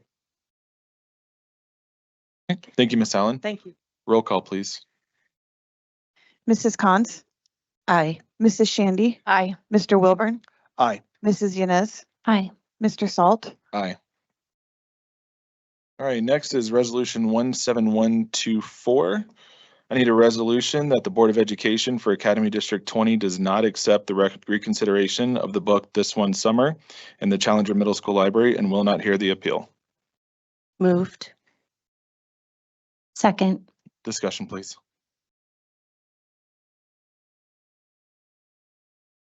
Ms. Shandy? This decision to hear or not hear the challenge is exactly the process that we have given our community to use. If we don't like this process, we don't like doing this, then when we think it's inefficient or it takes away from focusing our time and money on student outcomes, then we need to make directives that change the policy or make board policy.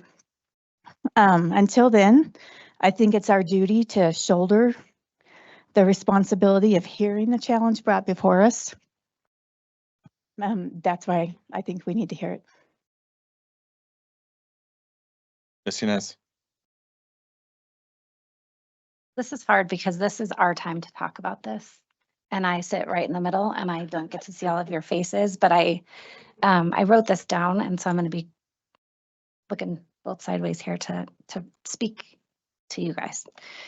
So since the last meeting, I've met with several people disappointed with the way in which I voted during the last book challenge. I've also met with those who are truly exhausted by the extremes this district finds itself in. I think we all seek real problem solving and not the literal finger pointing that we have accepted as commonplace in the boardroom today. I am always willing to listen and hear and learn from differing perspectives, but my stance has not changed and my vote remains the same. And so I want to explain to you guys why. So currently there are 1,400 plus books that may come forth as formal book challenges. This actual number and the continued intention of bringing them forward were both verbally confirmed to me just this week. Board, I put that in there, so I'm continuing to address you. As you know, each book challenge starts at the building level and takes approximately 4 months to reach us, give or take. So I did some math, which is dangerous because I was an English teacher. According to this 1-by-1 strategy and with a list of 1,400 books, we'll be done hearing book challenges in approximately 467 years. And that's without the consideration of any newly published books that find their way into our libraries. Thankfully, our board terms only seem like 467 years long. Given this, I'd also like to review the information that I asked for regarding building level challenges. And thank you to those of you that answered all of my questions rapid fire. I appreciate you. At the building level, each singular book challenge takes the following number of hours from the following individuals. District librarians spend anywhere between 21 and 29 hours. Principals spend just under 5 hours. Other principals, I think assistant principals, I might have made a typo there, from 2 or more schools spend 1 to 2 hours each. 8 committee members are selected. 1 is a non-voting member, and they spend between 8.5 and 16.5 hours each. Then there's a learning services designee who also spends about the same time as the principal, 4.75 hours. So cumulatively, and on the low side of this estimate, 1 building level book challenge takes 100 hours, or it fills 2.5 40-hour work weeks. This strategy to affect change in how our library collections are curated is both ineffective and inefficient. However, focusing on an administrative process that is fair, effective, intentional, enforced, and that outlasts this board or any other board for that matter is the most prudent approach that I can see. I'd like to propose another work session for the board to further discuss several possible changes that I believe will strengthen the overall process, that will build bridges, not break trust, and return real dialogue back into our buildings. The two changes I propose are as follows. And Tacey, you might have to correct me on this one. So this is the way I currently understand it. Yeah, stay tuned. Currently, committee members are now rating their personal views on library material acquisition after being chosen. If we did this prior to the selection of the committee, so they're doing it as I'm understanding while they're reading the book. But if we did this prior to the selection of the committee, we show a real commitment to balanced committees. One of the complaints I've heard about at the building level is that there aren't enough people even volunteering for committees. But if people with a certain viewpoint only sign up to do this work, so be it. I think at least we've offered the option to all in good faith. Secondly, parents want to be able to choose what their own students have access to. I'd like to look at maintaining all parents' rights through permissions. Each year we digitally, sorry, I'm starting to talk to other people too. I'm talking to you. Each year we digitally sign permissions for our students in IC when we toggle to a yes or a no.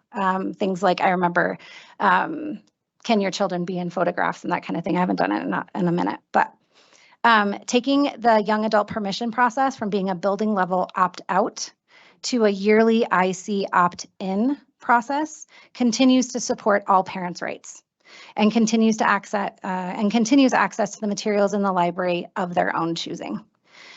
These changes are reasonable, not reactive. They're prudent and not partisan.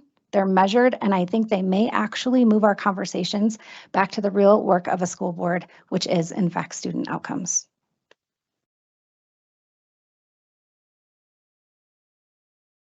Other comments, board?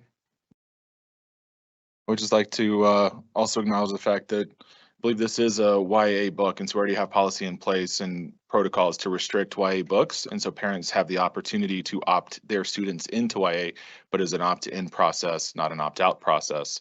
If that is, please, absolutely. Okay, so first, Lauren, to your point of rating themselves on a scale, is that working? Yes.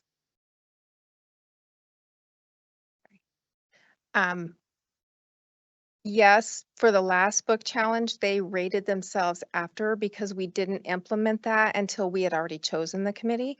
So we thought, let's just see the current committee that we chose. But the plan moving forward is they would, like we would try to, the principals who are selecting folks or asking folks to be a part of it, we would ask them to fill it out ahead of time.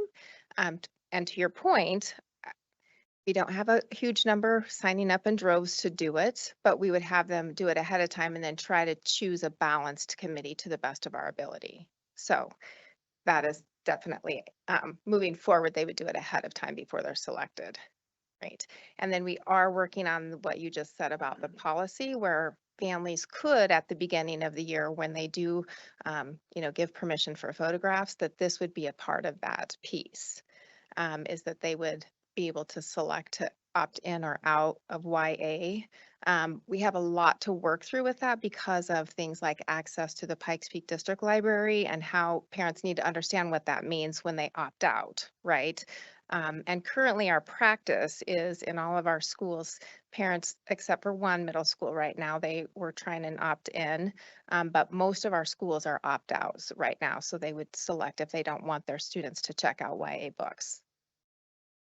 Thank you. And little inside baseball on the whole Pikes Peak Library thing. We're currently putting out an RFP to change the ILS, the library system that runs the library. And part of that would be additional parental controls over what access is available and not available. And so it's going to really give more power to parents to choose how their students are able to access materials early in the process, because we're just getting the RFP out. But so to your point, there might be some changes to the way that PowerPass works and additional restrictions to student cards in the future. Great. All right, thank you. I just want to say that's good news. Thank you for sharing that. And I'm excited to hear that one of our middle schools already has an opt-in, because I've been advocating for that recently, and I really want to pursue that option. All right, board, any other comments? All right, roll call, and just so everyone's aware, a yes vote here is to not hear the appeal. A no vote would be to turn down this resolution. Mrs. Cons, Yes. Mrs. Shandy, No. Mr. Wilburn, No. Mrs. Yanez, Yes. Mr. Salt, Yes. All right. Ms. Story, how many people have signed up to speak during public comment section number 2? In section 2, we have 12 people signed up. All right. I'm going to go ahead and read this blurb again. The board welcomes the comments of our community members. Speakers must sign in prior to 1 p.m. via an online form, and they must limit their remarks to 2 minutes or less. In deference to ASD 20 students will be allowed to speak first during the first public comment section. Following any speakers who wish to comment on an agenda item will be called in order of their sign up. We greatly value all comments from the public, but in order to adhere to board policy and accomplish the work already on the agenda, the board nor the superintendent will be responding this evening. Speakers may offer appreciation for or criticism of school operations and programs as concern them, but are encouraged to exercise their speech rights responsibly, as they are personally responsible for any legal consequences attributable to their comments, including claims for defamation. Please keep in mind that students often attend board meetings. Speakers' remarks therefore should be suitable for an audience that includes kindergarten through 12th grade students, including no use of profanities or obscenities. Comments concerning personnel matters should be directed to the superintendent or board president in writing with your signature. Supplemental written materials can be given to the security guards, and they will be delivered to the board secretary. The board president will recognize each speaker, and consistent with GP 4.4, comments will be curtailed if remarks or behavior becomes inappropriate. The board president may interrupt, warn, or terminate a speaker's statement that is unrelated to the business of the school district, inappropriate for K-12 students, or disruptive to an orderly, civil, and productive meeting. Thank you for your cooperation.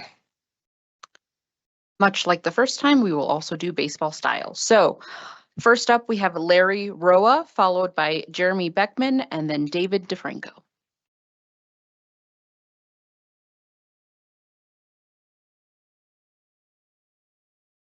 Sheep, sheepdogs, and wolves. That's how I look at school security. Sheep. We don't have any problems at District 20. This said at a meeting where they just announced that a trans terrorist wannabe had been stopped from attacking 3 District 20 schools. Well, the police are going to show up. They're going to give us fast response. They're going to be able to stop the problem. Columbine, Parkland, Uvalde. Those schools didn't make me feel like I have a good feeling that they're going to show up in time. Now, to be fair, I do have to say that there were 2 schools that I found that they did show up. That was in Nashville, where the police responded and were able to terminate the trans shooter involved in that one in a timely basis. The other one was here in Colorado at Highlands Ranch. Now, this one was a little unusual because the person that actually I credit with stopping it was a student sheepdog. That student went up there and stopped the shooter, was shot by the shooter, and died. But it showed the courage, and the 2 other people that rushed forward at the same time were able to subdue the shooter. Now, in all these first 3 cases that I showed for schools, the teachers that were shot and killed, or staff, were unarmed sheepdogs. Even though they weren't armed, they still put their lives on the line to go up there and to help those students get out or to protect the students. Now, it was proposed at that meeting that we go up there and give training to teachers to be armed. Not every teacher, just those ones that I've. Thank you. Your time is up. Our next speaker is Jeremy Beckman, followed by David DeFranco and Donna LaBelle.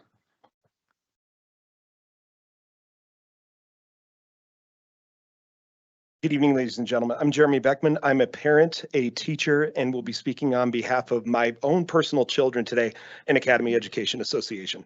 First, I'd like to thank Dr. Jim Smith for his distinguished service to Academy District 20 over his career and wish him the very best in his future endeavors at Vanguard. Often we talk about problems that we have no control over funding outside of District 20. But today I want to call the board's attention to the action on a problem that is within our total sphere of influence. I'm going to come right out and ask the board for something. Please vote against accepting EL 2.7's compliance in the interpretation submitted today and send it back to be rewritten to reflect the realities of the needs of Academy District 20 today. Furthermore, the interpretation of this is dividing our staff, not putting our students' needs first, and is hurting our standing within our community. First, ladies and gentlemen, some math. Simply comparing our minimum salary for policy consideration is creating a district that is only compliant for this policy with brand new teachers. As Tom LaValle sat in that chair and asked numerous times, why are we not using the average? Can I get the average salary of an Academy District 20 teacher? So if I could ask the board today, as I'm reading the rest of this part, please look over the comparison groups for this policy. Secondly, this is dividing our district by giving an interpretation that has two dramatically different economic worlds. One with administrative salaries that compare to the top paying districts in our state like Cherry Creek and Boulder, while teacher salaries are in a comparison group that is nowhere close. The administration comparison group has 10 of the top 20 paying districts in the state of Colorado. The teacher group has exactly 0. Does this match the desire of taxpayers in our district? Does it match the desire of parents in our district? No way. Please send this policy back to the district to create a fair playing field that is an equal area of comparison. And second, the reality of District 20 is we are hurting for teachers. There are 134 licensed teacher jobs open today, but only 4. Thank you. Yep, thank you. Our next speaker is David DeFranco, followed by Donna LaBelle, and then Tim Hoffman. Good evening. Hello again. I'm here to talk about sex education again. Woohoo. Just what I want to do tonight. So the district loves to talk about parent rights. You guys talk about parent rights all the time. Parent rights, parent rights, parent choice, parent rights, parent choice. I'm starting to feel like you guys are using an alternative dictionary from what I know. I feel like you're bending over backwards to appease one group and completely shutting out another group. As a reminder, the school district brings in a third party to teach sex ed in D20. We do that today. You bring in Life Network to teach an abstinence-based sex education curriculum to our students. Parents, we have a choice, yes or no, that's it. Please, this board, please consider offering another choice to the families of District 20. Please consider bringing in another vendor to provide evidence-based sex ed. I've lived in Colorado Springs for a long time, and I know there are plenty of people in this community who are just fine with abstinence-based sex education. And I also know that there are a lot of us who really want evidence-based sex ed for our kids to set them up for life as best as we can. So please as a board, consider adding a vendor to the schools for sex education so that we can have a choice. Abstinence-based, evidence-based. Thank you very much. Our next speaker is Donna LaBelle, followed by Tim Hoffman, and then Heather Cloninger. Thank you. My name is Donna LaBelle, and I would like to share testimony that I will be giving next Wednesday before an education committee at the House in the Capitol. At roughly age 10, kids' brains start waking up to social rewards. Brain receptors start multiplying, specifically the ones for oxytocin and dopamine, the feel-good receptors. Peer pressure becomes a major part of their lives, as many parents know. Couple this with the discovery made by naturalist Konrad Lorenz. He found that baby geese break out of their shell. They become attached to the first moving thing they see. He called this phenomenon imprinting. After further research, it was discovered that humans have a similar characteristic called anchoring. To summarize briefly, the order that something is presented to people plays an enormous part in what they gravitate towards. As an example, a mixed list of positive and negative qualities was used to describe a person. When the positive ones were listed first, the overall impression was positive, no matter how negatively that person was described subsequently, and vice versa. If the first descriptive words were negative, all following positive adjectives were much less effective at dispelling an overall negative view of that person.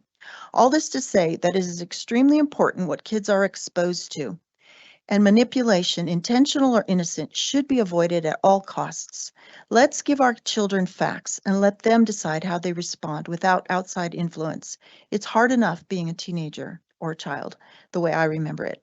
It is our responsibility to protect our children from harmful content and extremely important to have safeguards in place. Let's protect our kids in every way, like the irreplaceable treasure that each one is. Thank you. Our next speaker is Tim Hoffman, followed by Heather Cloninger, and then Brett Dayberry. I recently heard that some of you guys were in mourning with the Lord over the board's refusal to uphold an appeal on a requested book ban. Coming hot off a Holy Week, I spent some time contemplating the things that the Lord might actually mourn. Proverbs 12:22 emphatically states lying lips are an abomination to the Lord. I'm guessing lying to corporations, the government, the community, and oneself while plagiarizing is something the Lord would mourn with you. 1 Peter verse 2 says, so then stop doing anything to hurt others. Don't lie anymore and stop trying to fool people. I bet the Lord would mourn those pages of transcripts from things like Discord chats and podcasts that regularly engaged in the act of disparaging others. Psalm 11:5 reads, the Lord tests the righteous, but his soul hates the wicked and the one who loves violence. I bet there'd be some mourning around the blatant calls for physical violence against the members of the community, the doxing of parents, and subtle allusions to their harm. Matthew 18:6 makes a pretty big statement when it says, if anyone causes one of these little ones to stumble, it'd be better to have a millstone hung around their neck and drown in the depths of the sea. I mean, I think it's clear he'd be mourning with you over the public reading of out of context material in front of young children, inviting young children to crawl all over a grown adult, and putting minor children at risk by sharing their info online. Finally, and maybe most importantly, Exodus 20 verse 7 commands, thou shalt not take the name of the Lord thy God in vain. Another translation says, you shall not misuse the name of the Lord. I think it's a safe assumption that the misuse of his name to propel an agenda forward, to guilt people into submission, or even to claim grievance over ridiculous things like banning a book would probably cause him to mourn. Legislative morality is something I can't find reference to much in that divinely inspired book. In fact, the thing I see mostly is the push towards a choice. Anything else reeks of Pharisaical behavior. I think we'd agree that the thing God would mourn most with you is looking like the Pharisees. So let's work harder to not do that. Finally, and to stay on theme, Matthew 18 says, if your brother or sister sins, go and point out their fault. So I adamantly urge you to seek the voluntary resignation of the board members not qualified or fit for the roles by their very own religious standards that they hold. Thank you. Our next speaker is Heather Cloninger, followed by Brett Dayberry, and then Laura Matisek. Good evening. It saddens me to come back here tonight to a place I barely recognize. For many of us in this audience, ESD 20 holds a special place in our hearts. It's where we have raised our families and where we have volunteered countless hours to help our beloved teachers educate our children. For others, it seems some of you are here to set personal agendas and are moved by political motivation. We have lost and keep losing exceptional educators and staff. Please consider working with our teachers, many of whom are afraid to speak out of fear of retaliation by leaders in this very room. They deserve to be paid more, and it's clear in this district what our teachers are making versus some of the much higher incomes in this building. You don't have to agree with me. You don't even have to like me, but you do have to listen to me because I'm one of your constituents. In a time where we seem to be divided as ever, you seem to want to make things less transparent and even less communication. Having been on the inside, I know what the ins and outs are of your role intricately. And I'm very concerned for the fear-based leadership that is happening, so please stop. I would be remiss again if I didn't acknowledge a man in this room who I think has been treated, in my opinion, poorly. It is with great personal sadness I say goodbye to another great educator and friend, Dr. Jim Smith. Your kindness and thoughtful leadership, as well as your wicked sense of humor, will be missed greatly. And I have a bag of goodies here for you to enjoy, one which includes orzo salad that you were known for in all of our DAC days. Thank you. Our next speaker is Brett Dayberry, followed by Laura Matisek, and then Jennifer Bergstrom.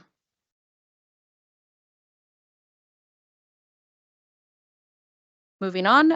Oh, never mind. I gotta ask first, before I start, is the word bleep okay for kindergartners? I will allow that.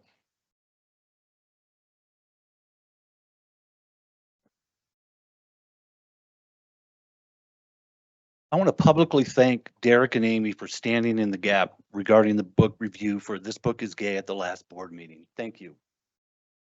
As for the rest of you, what the bleep? Lauren and Nicole, you alluded to the First Amendment. I suggest both of you review Roth versus United States and Miller versus California. Obscene material is not covered by the First Amendment. Integrity means doing the right thing. Full stop. I call on this board to stop focusing on politics and potential lawsuits. How about you focus on what's right for the kids? Let me repeat that. How about you focus on what is right for the kids? That's the decision. As Luke 17:2 reads, it would be better for them to be thrown into the sea with a millstone tied around their neck than to cause one of these ones to stumble. As for you, Aaron, I am livid. Roughly 3 months ago, you and I discussed this issue.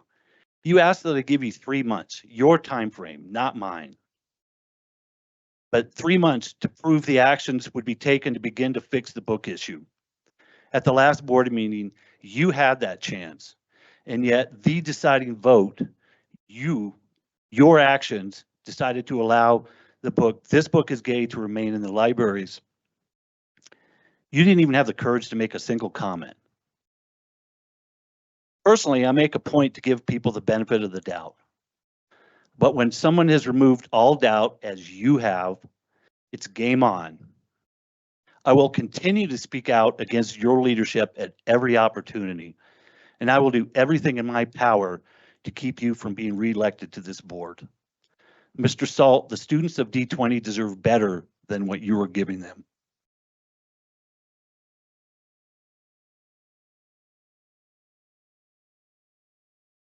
Our next speaker is Laura Matisik, followed by Jennifer Bergstrom, and then Catherine Gale. No Laura? Okay. Next up is Jennifer Bergstrom, then Catherine Gale, then Susie Bauer.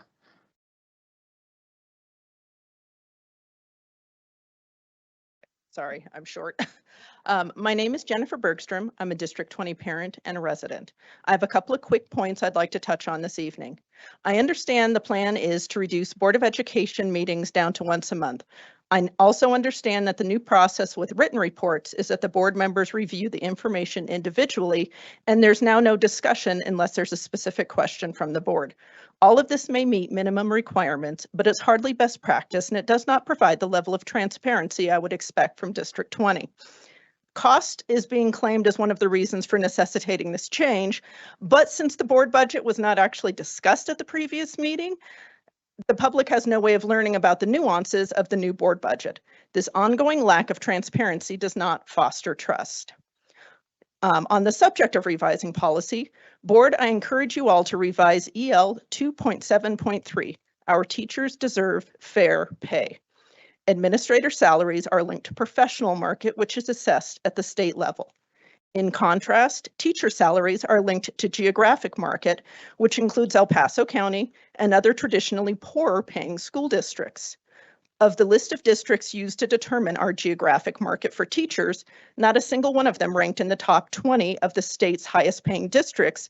However, for administrator pay, 10 of the 20 highest paid districts in determining salaries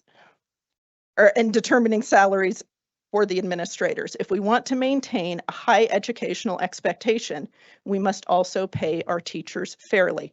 And finally, I want to encourage you all to remember why we're here. I want to do a quick shout out. It's theater season. Sister Act is playing at Rampart, or being performed at Rampart, April 18th, 19th, and 20th.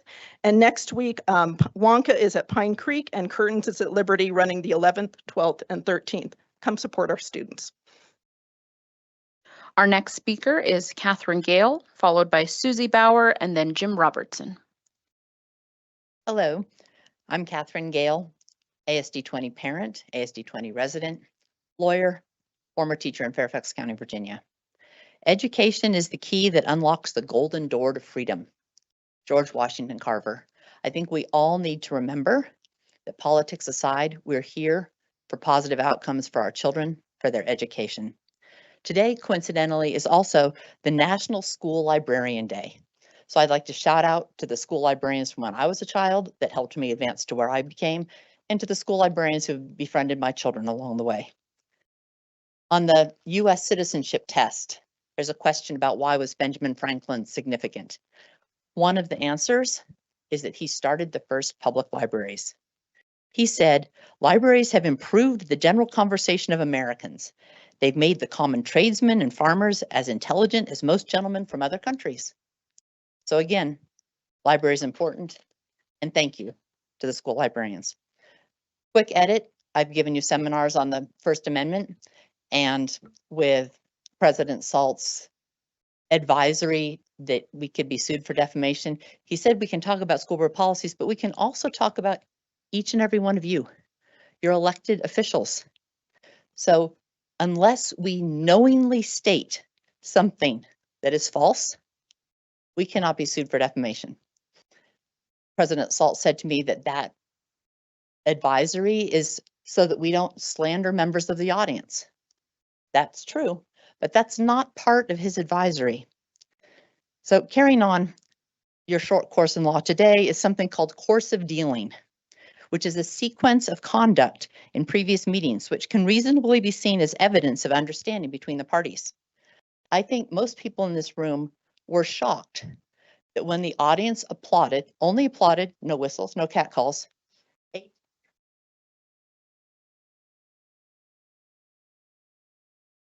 Your time is up. Thank you. Our next speaker is Susie Bauer, followed by Jim Robertson. No Susie. Jim Robertson, you're up.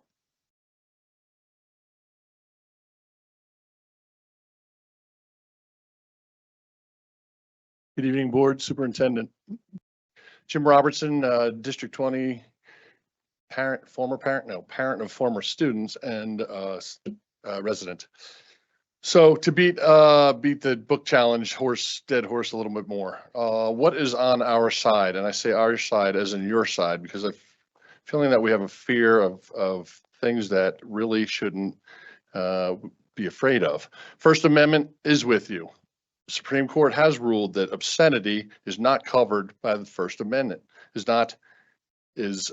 never intended to protect obscenity in cases such as that we are in now. Other state cases, case law is with you. Countless examples are out there. Colorado state law is with you. CRS section 2232-110, Board of Education specific powers, quote, the board has the power to exclude from each school and school library any books, magazines, papers, or other public publications which, in the judgment of the school board, are of immoral or pernicious nature. CRS 18-7-102. The promotion or wholesale promotion of obscenity to a minor child in Colorado is a Class 6 felony. If convicted, you'll be facing 1 year to 18 months in prison, blah, blah, blah. The vast majority of the local community is with you, as evident by the election. Morality, common sense, decency is with you. Doing the right thing for our kids is with you. Above all, Almighty God is with you. So what is against you? Time is against you. The window is closing on the opportunity to take full advantage of your conservative values, what you ran on, what you were elected for. This year, the Colorado State Legislature is coming after us, and they're coming after us hard, and let us not let it happen. I ask for your courage. Thank you. That concludes our speakers for this evening. Thank you, Ms. Story. Superintendent Haber, do you have any clarifications or next steps? I do not. Thank you.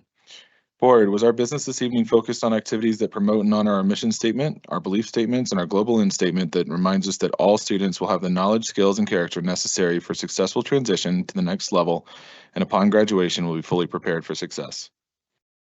Did the board hear any information tonight that would require the review or revision of a policy? I just want to note that Ms. Shandy mentioned looking into possible policy revisions, whether board or administrative, but just continue the discussion. Okay. And I think community members have raised a good point about reviewing policies related to pay. And I think it's perfectly legitimate for us to honor that and get that into the discussion. All right. Ms. Yanez? I too suggested that we have another work session related to the administrative library policy. Thank you. Did the board hear information tonight that would require a new policy? Did the board hear information tonight that the board would like to include on a future agenda? Ms. Yes. Yanez? Yes. Stop. All right. We are at 39 attendees. At this point, this meeting is adjourned. Thank you.